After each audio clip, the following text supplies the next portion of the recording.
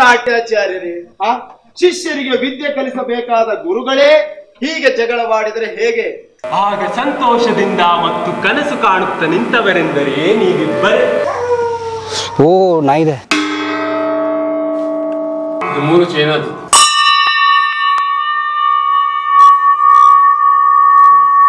ಮನೆ 94ರಲ್ಲಿ ಈ ಕಲ್ಲುಗಳನ್ನ ನಿಲ್ಲಿಸಿ ಇದನ್ನ ಆರ್ಟ್ ಮಾಡ್ತಾನೆ, ಇದು ಇರ್ಲಿ ಹೀಗೆ ಅಂತ ಹೇಳಕ್ ಹೋದ್ರು. ಅಷ್ಟೊತ್ತಿಗೆ ಅವ್ರಿಗೆ ಮದುವೆ ಆಗ್ಬಿಡ್ತು. ಈ 34 ವರ್ಷದಲ್ಲಿ ಅವ್ರಿಗೆ ಏನೂ ಮಾಡ್ಲಿಲ್ಲ, ಹಂಗೆ ಇದೆ. ಅವತ್ತು ಆಯ್ತು ನನಗೆ, ಓಹೋ ಇದು ನಾನ್ ವೆಜ್. ವಿಚಿತ್ರ ಅಂತಂದ್ರೆ ನಾನೊಬ್ಬ ಬ್ರಾಹ್ಮಣನಾಗಿ ನನ್ನ ಅದೇ ಮೇಲೆ ಜನಿವಾರ ಇದ್ದಿದ್ದು ಮತ್ತು ನಾನು ನಾನ್ ವೆಜ್ ಸರ್ವಿಸ್ ಮಾಡ್ತಾ ಇದ್ದೆ. ಅಲ್ಲಿವರೆಗೆ ನಾನ್ ವೆಜ್ಜೇ ನೋಡಿರ್ಲಿಲ್ಲ. ಯಾವಾಗ ಈ ಜನಿವಾರಕ್ಕೆ ಏನೂ ಅರ್ಥ ಇಲ್ಲ, ಅದು ನನ್ನ ಎದೆ ಮೇಲೆ ಇದೆ ಅಂತ ನನಗೆ ಆವಾಗ ಗೊತ್ತಾಯ್ತು ಅಷ್ಟೇ. ಸರಿ, ಇವೆಲ್ಲ ನನ್ನನ್ನು ಒಂದು ಬ್ರಾಹ್ಮಣ್ಯದಿಂದ ಮತ್ತೊಂದು ಜಮೀನ್ದಾರಿಕೆಯ ಅಹಮ್ಮೆಯಿಂದ ಬಿಡಿಸ್ಕೊಳ್ಳುವ ಸಾಧನ ಆಗಿತ್ತು ಅಂತ ನನಗೆ ಅನಿಸ್ತದೆ.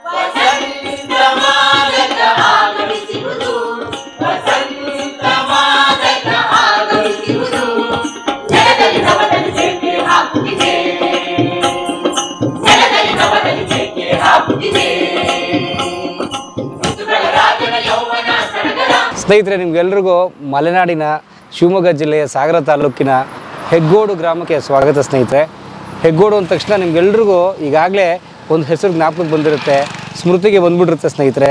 ಅದೇ ನೀನಾಸಂ, ನೀಲಕಂಠೇಶ್ವರ ನಾಟ್ಯ ಸಂಘ ಹೆಗ್ಗೋಡು. ಸ್ನೇಹಿತರೆ, ನಮ್ಮ KV ಸುಬ್ಬಣ್ಣವರು, ಕುಂಟಗೋಡು ವಿಭೂತಿ ಸುಬ್ಬಣ್ಣವರು ತುಂಬ ಮಹತ್ವಾಕಾಂಕ್ಷೆ ಇಟ್ಕೊಂಡು 10 ವರ್ಷಗಳ ಹಿಂದೆ ಶುರು ಮಾಡಿದಂತಹ ನೀನಾಸಂ ಸಂಸ್ಥೆ ಇವತ್ತು ಅನೇಕ ಪ್ರತಿಭೆಗಳನ್ನು, ನಟರನ್ನು, ನಿರ್ದೇಶಕರನ್ನ ಹುಟ್ಟಾಕಿದೆ.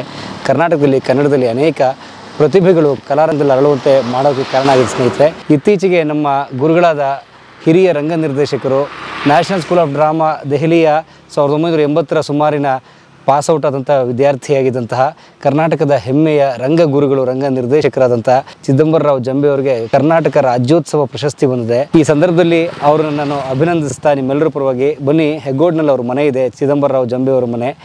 ಹೇಗಿದೆ ಹಿರಿಯ ರಂಗ ನಿರ್ದೇಶಕರ ಬದುಕು, ಹೇಗಿತ್ತು ಅವ್ರು ನಡೆದು ಬಂದ ಹಾದಿ ಕೇಳೋಣ. ಸ್ವಾಗತ ನಿಮಗೆ ಈ ಹೆಗ್ಗೋಡಿಗೆ. ಬನ್ನಿ ಹೋಗೋಣ. ಇದೆ ನಮ್ಮ ಗುರುಗಳ ಮನೆ ಸಿಕ್ತು. ಓ ನಾಯಿದೆ.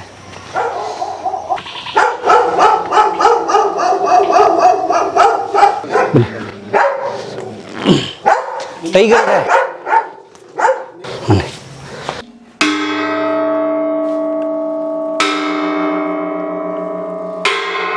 ಇದು 3 ಚೈನಾದು. ಓ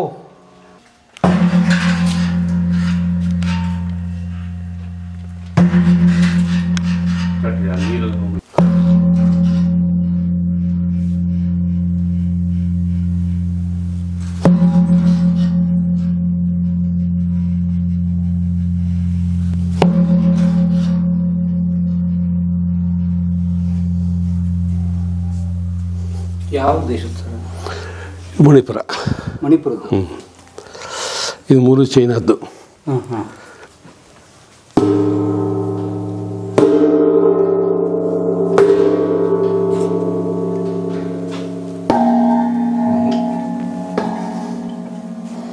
ಮಾತಾಡೋದಿಲ್ಲ.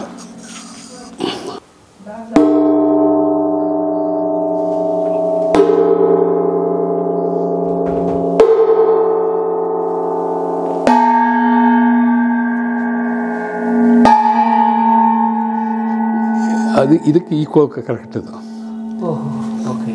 ಆ ಕೋಲು ಅದಕ್ಕೆ ಕರೆಕ್ಟ್ ಅದು. ಇವೆಲ್ಲ ಇನ್ನೆರಡು ಬಿಚ್ಚಿಟ್ಟಿದ್ದೇನೆ, ಅದು ಗ್ಲಾನಿ ಬಳಸ್ತಾ ಇದೆ. ಕಪ್ಪ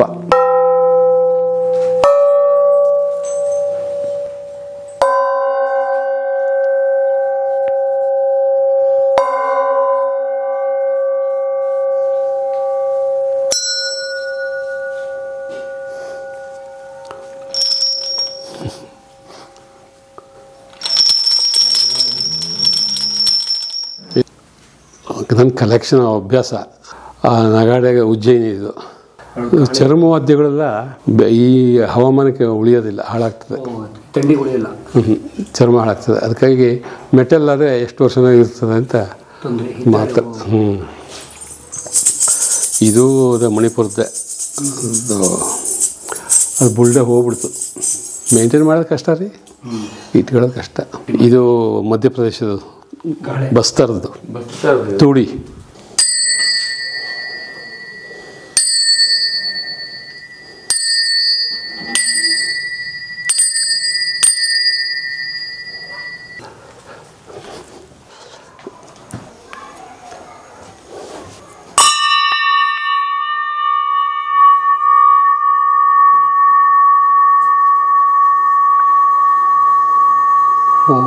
ಆ ತರಂಗಗಳದ್ದು ಆ ಥರ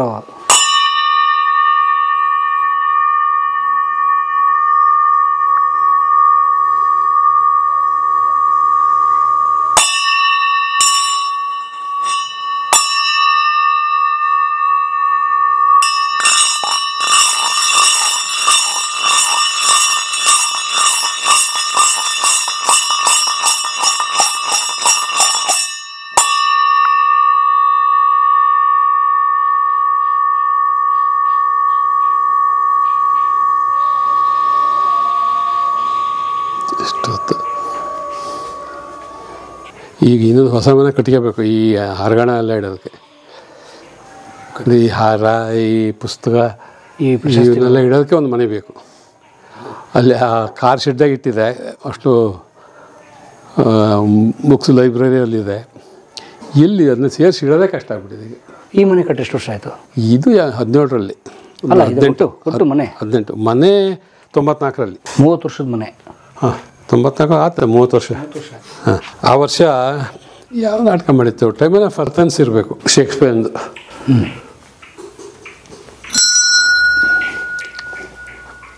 ಇದು ಸುಮಾರಿದೆ, ಎಲ್ಲೆಲ್ಲಿದೆ ಅಂತ ಹುಡುಕ್ಬೇಕು ಈಗ. ಈ ಗೋಡೆ ಸರ್ ವಿಶೇಷವಾಗಿದೆ.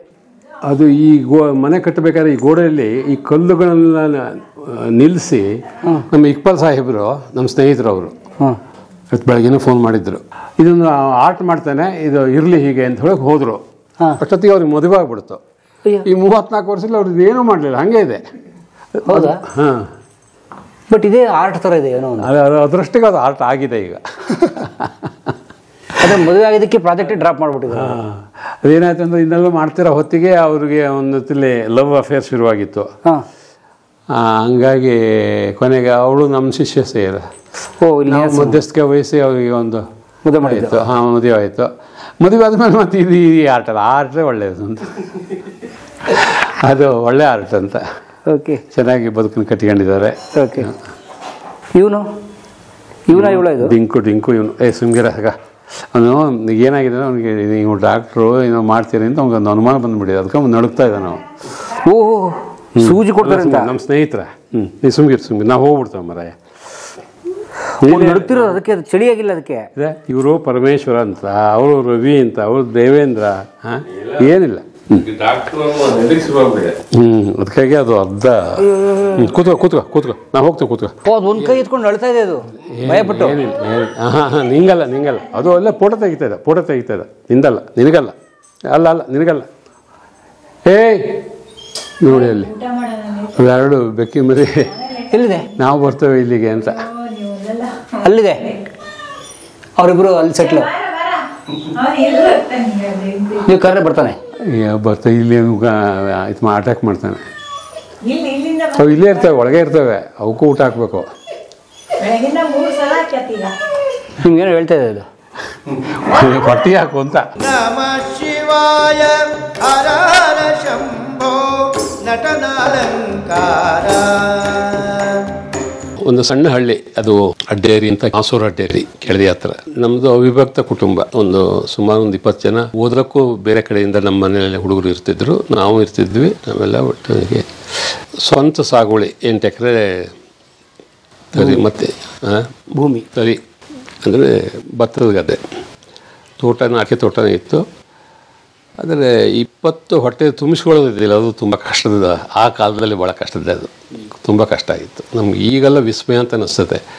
ತಂದೆ ಅದು ಹೆಂಗಪ್ಪ ನಿರ್ವಹಿಸಿದ್ರು, ಇಡೀ ಅಷ್ಟು ದೊಡ್ಡ ಕುಟುಂಬ. ನಮ್ಗೆ ಈಗ ಗಂಡ ಹೆಂಡತಿ ಮಗ ಅಥವಾ 2-3 ಜನ ಇರ್ತವೆ, ನಮಗೆ ಇಷ್ಟು ಕಷ್ಟ ಅಂತ ಅನ್ನಿಸ್ತದೆ. ಆ ಕಾಲದಲ್ಲಿ ನಾವು 20 ಜನ ಇದ್ವಲ್ಲ, 20 ಜನರು ಬೇರೆ ಅಂತ ಅನ್ನಿಸ್ಲೇ ಇಲ್ಲ ಯಾವತ್ತು. ಆ ರೀತಿಯಲ್ಲಿ ಬೆಳೆದ ಕುಟುಂಬ. ನನ್ನ 5-6ನೇ ವಯಸ್ಸಿನಲ್ಲಿ ಓದ್ಲಿಕ್ಕೆ ನಮ್ಮ ಹತ್ರ ಶಾಲೆ ಇರಲಿಲ್ಲ. ಅಡ್ಡೇರಿ ಹತ್ರ ಬೆಳೆಯೂರೇ ಶಾಲೆ ಇತ್ತು, ಇಲ್ಲಂತಂದರೆ ಕೆಳದಿ ಬರಬೇಕಾಗಿತ್ತು.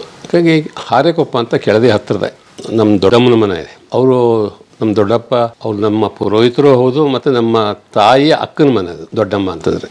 ಹಾಗಾಗಿ ನನ್ನನ್ನು ಅಲ್ಲಿ ಓದ್ಲಿಕ್ಕೆ ಬಿಟ್ಟರು. ಪ್ರೈಮರಿ ಸ್ಕೂಲಿಂದ ನಾನು ಅಲ್ಲೇ ಓದಿದ್ದು. ಕೆಳದಿ ಸ್ಕೂಲಿಗೆ ಬರ್ತಿದ್ದೆ.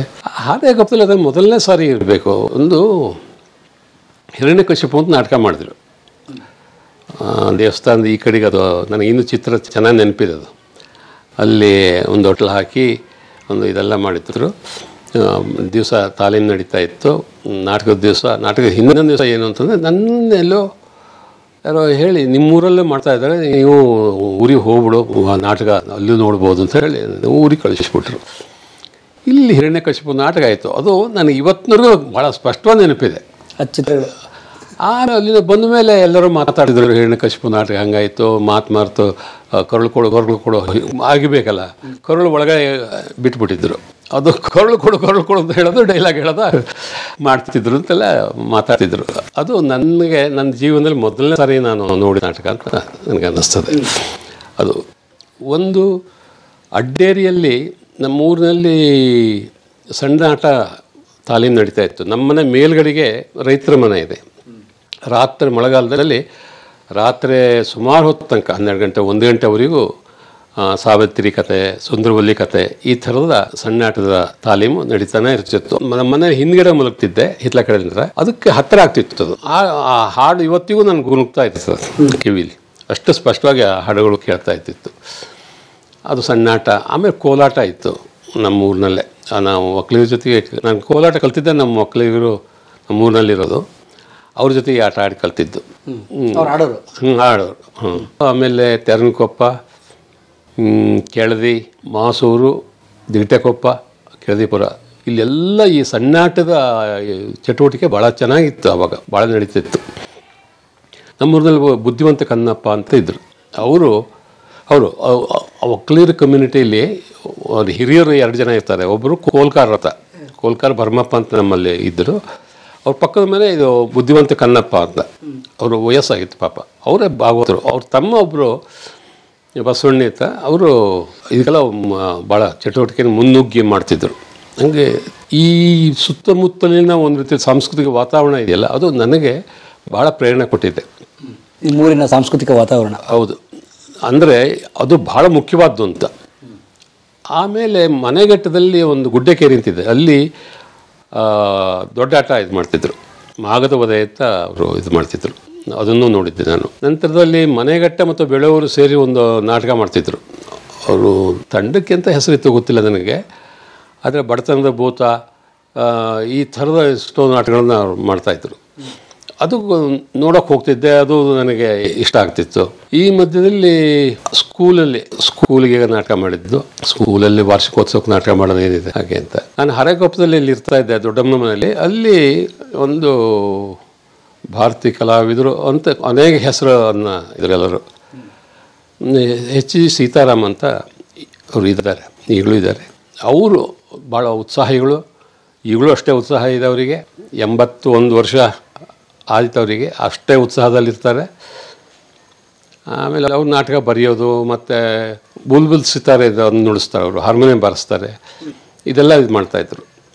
ಅವರು ಒಂದು ನಾಟಕ ಬರೆದ್ರು, ಕಲ್ಪನಾ ಅಂತ. ಮೊದಲನೇ ಸಾರಿ ಅದು ಅವರೇ ಡೈರೆಕ್ಟ್ ಮಾಡಿದರು.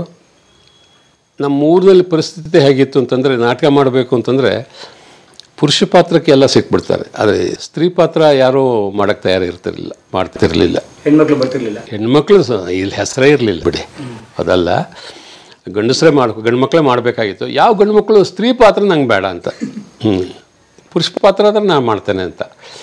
ನನಗೆ ನಾಟಕ ಮಾಡಲೇಬೇಕು ಅನ್ನೋ ಚಟ ಇತ್ತು. ನನಗೆ ಯಾವುದಾದ್ರೂ ಅಡ್ಡಿಲ್ಲ, ಸ್ತ್ರೀ ಪಾತ್ರ ಅಂತ. ಅಲ್ಲಿಂದ ನಾನು ಸ್ತ್ರೀ ಪಾತ್ರ ಮಾಡೋಕ್ಕೆ ಶುರು ಮಾಡಿದೆ. ಸಣ್ಣ ಹುಡುಗಿ ಪಾತ್ರ ಅದನ್ನು ಮಾಡಿದೆ. ಅದು ನಂತರದಲ್ಲಿ ನನಗೆ ಅದು ಖಾಯಂ ಆಗಿಬಿಡ್ತು ಭಾಳ ವರ್ಷ. ನಂಗೆ ಪುರುಷ ಪಾತ್ರ ಅಲ್ಲ, ಇವ್ನಿಗೆ ಸ್ತ್ರೀ ಪಾತ್ರನ ಸರಿ ಅನ್ನೋ ರೀತಿಯಲ್ಲಿ. ಅವರು ಸುಮಾರು ನಾಟಕ ಬರೆದು ಮಾಡಿಸಿದ್ರು. ಅವ್ರದ್ದು ಕಾಬೂಲಿವಾಲ ಅಂತ ನಾಟಕ ಇದು ಮಾಡಿದರು. ಟ್ಯಾಗೋರ್ದು ಕಥೆ ಇಟ್ಕೊಂಡು ಅವರೇ ಒಂದು ನಾಟಕ ಇದು ಮಾಡಿದರು. ಆ ನಂತರದಲ್ಲಿ ನಮ್ಮ ಬೆಳೆಯೂರಿನ ಸ್ನೇಹಿತರೆಲ್ಲ ಇದ್ದರು. ಭಾರತೀಯ ಕಲಾವಿದರು ಅಂತ ಆಗಿನ ಹೆಸರು ಪೂರ್ಣ ಇಟ್ಟಿರಲಿಲ್ಲ. B.P. ಸುಬ್ರಾವ್ ಅಂತಿದ್ರು, ಶ್ರೀನಿವಾಸ್ ಅಂತಿದ್ರು. B.P. ಸುಬ್ರಾವ್ ಈಗಲೂ ಇದ್ದಾರೆ, ಶ್ರೀನಿವಾಸ್ ಇಲ್ಲ. ಸ್ಕೂಲ್ ಮೇಸ್ಟ್ರಾಗಿದ್ದರು ಅವರು. ಕೆಳದಿ ಪ್ರಾಂತ್ಯದ ಎಲ್ಲ ಇವರು ಸೇರಿ ಬಾಸಿಂಗ ಬಲ ಕಂಪ್ನಿ ನಾಟಕ ಅದನ್ನು ಮಾಡೋದು. ಅದರಲ್ಲೂ ನಂಗೆ ಸ್ತ್ರೀ ಪಾತ್ರ. ಮತ್ತು ಆಮೇಲೆ ಗಂಡನ ಮನೆ, ಅದರಲ್ಲೂ ಸ್ತ್ರೀ ಪಾತ್ರ. ಹೀಗೆ ಅಲ್ಲಿಂದ ಶುರುವಾಯಿತು.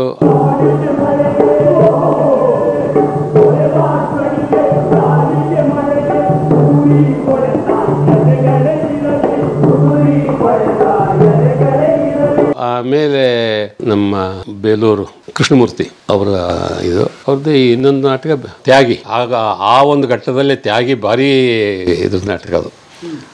ಎಲ್ಲ ಕಡೆಗೂ ಮಾಡ್ತಿದ್ರು, ನಾವು ಮಾಡ್ತಿದ್ವಿ. ಹೀಗೆ ನಾಟಕ ಮಾಡ್ತಾ ಮಾಡ್ತಾ ಎಲ್ಲಿಗೆ ಬಂದು ತಲುಪಿದೆ ಅಂತಂದರೆ ಒಂದು ಸಾರಿ ಸಂಗ್ಯಾಬಾಳ್ಯ ಮಾಡಬೇಕು ಅಂತ. ಸಂಗ್ಯಾಬಾಳ್ಯ ಅಂತ ಬಹಿಷ್ಕೃತ ನಾಟಕ ಅದು. ಅದರಲ್ಲೂ ಬ್ರಾಹ್ಮಣರಂತ ಅದು ಮುಟ್ಲೇಬಾರ್ದು, ಬ್ರಾಹ್ಮಣರು ಮಾಡೋ ನಾಟಕ ಅಲ್ಲ ಅದು. ಏನೋ ರೈತರು ಇವರು ಎಲ್ಲ ಅದು ಮಾಡ್ತಾರೆ ಅಂತ ಒಂದು ಇದಿತ್ತು. ಅದಕ್ಕೊಂದು ಹಣೆಪಟ್ಟಿ. ಹಾಂ, ಹಣೆಪಟ್ಟಿ. ನಾವು ಮಾಡ್ತೇವೆ ಅಂತಂದರೆ ಎಲ್ಲರಿಗೂ ಹುಬ್ಬೇರಿಸಿದ್ರು. ಅದೇ ಇವ್ರು ನಾಟಕ ಮಾಡ್ತಾರೆ, ಸಂಗ್ಯಾಬಾಳ್ಯ ಮಾಡ್ತಾರೆ ಅಂತ. ಹಾಂ, ಕಂಬಾರ ಹೇಳ್ತಾ ಇದ್ರು ಸಂಗ್ಯಾಬಾಳ್ಯ ಮಾಡ್ತಾನೆ ಅಂತಂದರೆ ಅವನಿಗೆ ಮದುವೆ ಮಾಡಬೇಕು ಅಂತ ಆತು ಅಂತ. ಅಷ್ಟರ ಮಟ್ಟಿಗೆ ಅದು ಸಂಗ್ಯಾಬಾಳ್ಯದ ಪ್ರಭಾವ ಇತ್ತು. ಆಗ ಸಂಗ್ಯಾಬಾಳ್ಯ ಅವರೇ ಸಂಗ್ರಹ ಮಾಡಿ ಅದನ್ನೊಂದು ಸ್ಕ್ರಿಪ್ಟ್ ಮಾಡಿದರು. ಮಾಡಬೇಕು, ಅವರೇ ಸಂಜ್ಞಾನ ಮಾಡ್ತಿದ್ರು. ಮತ್ತು ಯಥಾ ಪ್ರಕಾರ ನನಗೆ ಗಂಗನ್ ಮಾಡೋದು ಸ್ತ್ರೀ ಪಾತ್ರ ಮಾಡಬೇಕಾಯ್ತು. ಗಂಗನ್ ಮಾಡಿದೆ. ಭಾಳ ಪ್ರದರ್ಶನಗಳಾಯಿತು ಹೊರಗಡೆ ಎಲ್ಲ. ಚಿಕ್ಕಮಗಳೂರು, ಮೈಸೂರು, ಬೆಂಗಳೂರು ಎಲ್ಲ ಕಡೆಗೂ ಅದ್ರ ಪ್ರದರ್ಶನ ಆ ಸಂದರ್ಭದಲ್ಲಿ ಆಯಿತು. ಒಂದು ಹವಾ ಕ್ರಿಯೇಟ್ ಆಯಿತು ಅವಾಗ. ಅದು ಎಷ್ಟರ ಮಟ್ಟಿಗೆ ಅಂತಂದರೆ ಇವತ್ತಿಗೂ ಸಂಗ್ಯಾಬಾಳ್ಯ ಕಲಾವಿದರು ಅಂತ ಆಗಿತ್ತು, ಭಾರತೀಯ ಕಲಾವಿದರು ಅನ್ನೋಷ್ಟರ ಮಟ್ಟಿಗೆ ಅದದ್ದು ಹವಾ ಕ್ರಿಯೇಟ್ ಆಗಿತ್ತು. ಸೂಪರ್ ಹಿಟ್ ಅದು ಅವಾಗ. ಇದಿತ್ತು. ಆಮೇಲೆ ಲೇಟೆಸ್ಟ್ ಸ್ಟೇಜ್ನಲ್ಲಿ ನಾನು ಬಾಳೆಹಣ್ಣು ಮಾಡ್ತಿದ್ದೆ ಕೊನೆಗೆ. ಪುರುಷ ಪಾತ್ರ ಸಿಕ್ತು. ಹಾಂ, ಅದೇ ಮೊದಲನೇ ಸಾರಿ ಇರಬೇಕು ನಾನು. ನಂತರದಲ್ಲಿ ಜೋಕುಮಾರ್ ಸ್ವಾಮಿ ಮಾಡಬೇಕು ಅಂತ ಅಷ್ಟೊತ್ತಿಗೆ ಭಾರತೀಯ ಕಲಾವಿದರು ಒಂದು ಇದು ಹೆಸರು ಮಾಡಿತ್ತು, ಇದಾಗಿತ್ತು. ಆಗ ನಾನು ಮತ್ತು ದೇವೇಂದ್ರ ಬೆಳೆಯೋರು ಇಬ್ಬರು ಸೇರಿ ಜೋಕುಮಾರ್ ಸ್ವಾಮಿ ಮಾಡೋಣ ಅಂತ ಕಂಬಾರದ್ದು ಮಾಡಬೇಕು ಅಂತ. ಕಂಬಾರ ಮನೆಗೆ ಹೋಗಿ ಅವ್ರನ್ನೆಲ್ಲ ಜೊತೆ ಮಾತಾಡಿ ಹಿಂಗೆ ಮಾಡ್ತಿದ್ದೇವೆ ಅಂಥೇಳಿ ಅವರು ಸ್ಕೂಲಲ್ಲಿತ್ತು ಅವ್ರ ಹಾಡು ಇದೆಲ್ಲ. ಆ ಹಾಡನ್ನೆಲ್ಲ ಕಾಪಿ ಮಾಡ್ಕೊಂಡು ತಂದು ಜೋಕುಮಾರ್ ಸ್ವಾಮಿ ನಾಟಕ ಮಾಡಿತ್ತು. ಮತ್ತು ಅದರಲ್ಲೂ ನನಗೆ ಸ್ತ್ರೀ ಪಾತ್ರ, ಶಾರಿ ಪಾತ್ರ ಮಾಡಬೇಕಾಯ್ತು. ಮಾಡಿದೆ. ಅದು ಸುಮಾರು ಕಡೆ ಪ್ರದರ್ಶನ ಆಯಿತು. ಆಗ ಸ್ವಲ್ಪ ನಮಗೇನು ಅಂತಂದರೆ ನಾವು ಸ್ವಲ್ಪ ಈ ಹೊಸ ನಾಟಕಗಳ ಅಲೆ ಅಂತ ಏನಿದೆ ಅದಕ್ಕೆ ನಾವು ನಮ್ಮನ್ನು ತೆರ್ಕೋಬೇಕು ಅಥವಾ ಅದು ಕೊಟ್ಕೋಬೇಕು ಅಂತ ನಮಗೆ ಏನು ಹೊಸ ಅಲೆ ಅಂದ್ರೆ ಗೊತ್ತಿರಲಿಲ್ಲ. ಅದು ಹೊಸ ಅಲೆ ಅಂತ ಯಾಕೆ ಏನೋ ಒಂದು ವಿಶ್ಲೇಷಣೆ ಅಂತಲ್ಲ, ಹೊಸ ಅಲೆ ಅಂತ ನಾವು ಹೊಸ ಅಲೆ ನಾಟಕ ಮಾಡಬೇಕು ಅಂತ. ಅದಾದಮೇಲೆ ನಮಗೆ ಅನ್ನಿಸ್ತು ಒಂದು BM ಶ್ರೀಯವರು ಅಶ್ವತ್ಥಾಮನ್ ಮಾಡಬೇಕು, ಯಾಕೆ ಮಾಡೋಕ್ಕಾಗೋದಿಲ್ಲ, ಹಳೆಗನ್ನಡದಲ್ಲೇ ಮಾಡಬೇಕು ಅಂತ. ಮತ್ತು ಯಥಾ ಪ್ರಕಾರ ನಾನು ದೇವೇಂದ್ರ ಸೇರಿ ಅದನ್ನ ಶುರು ಮಾಡಿದ್ವಿ. ಅದರಲ್ಲಿ ಅಶ್ವತ್ಥಾಮನ್ ನಾನೇ ಮಾಡಿದ್ದೆ. ಹಾಂ, ಹೋದನ್ನು ಅಶ್ವತ್ಥಾಮನ್ ಇನ್ನಿಲ್ಲವಾದನ್. ಅದು ನಾಟಕ ಸ್ವಲ್ಪ ನಾವು ಮಾಡಿದ ರೀತಿ ಹಂಗಿದ್ರೆ ಸ್ವಲ್ಪ ಹಾಸ್ಯಾಸ್ಪದ ಆಯಿತು. ನಾಟಕದಲ್ಲಿ ತಪ್ಪೇನೇ ಇದಿರಲಿಲ್ಲ ನಮ್ಮದು. ಗಂಭೀರ ನಾಟಕ ಅದು ಒಳಗೊಳ್ಳೋದು ಕಷ್ಟ ಆಯಿತು ಜನರನ್ನ. ನಮಗೇನೋ ಒಂದು ಅಶ್ವತ್ಥಾಮನ್ ಅಂತ ನಾಟಕವನ್ನು ಮಾಡಿದ್ದೇವೆ ಅನ್ನೋ ಒಂದು ತೃಪ್ತಿ ಇತ್ತು. ಅದು ನಮಗೆ ಕಲಿಯೋಕ್ಕೆ ಒಂದು ಅವಕಾಶ, ಬೇರೆ ಬೇರೆ ನಾಟಕಗಳನ್ನ. ಮತ್ತು ಹಳೆಗನ್ನಡದ ನಾಟಕಕ್ಕೆ ನಮ್ಮನ್ನು ತೆರ್ಕೊಳ್ಳೋದಿಲ್ಲ, ಅದು ಕೂಡ ಒಂದು ಒಳ್ಳೆಯ ಅನುಭವ ಆಯಿತು. ಆ ನಂತರದಲ್ಲಿ ಇದು ಸಂಗ್ಯಾಬಾಳ್ಯ ಇದೆಲ್ಲಾಗಿದೆ. ನಮ್ಮ ಹೈಸ್ಕೂಲು ಮುಗಿದಿತ್ತು. ಹೈಸ್ಕೂಲ್ ಮುಗಿದು ಇದೆಲ್ಲ ಆಗ್ತಾಯಿತ್ತು. ಇದ್ರ ಮಧ್ಯದಲ್ಲಿ ನಿಮ್ಮ ಶಾಲೆ ನಡೀತಾ ಇದೆ?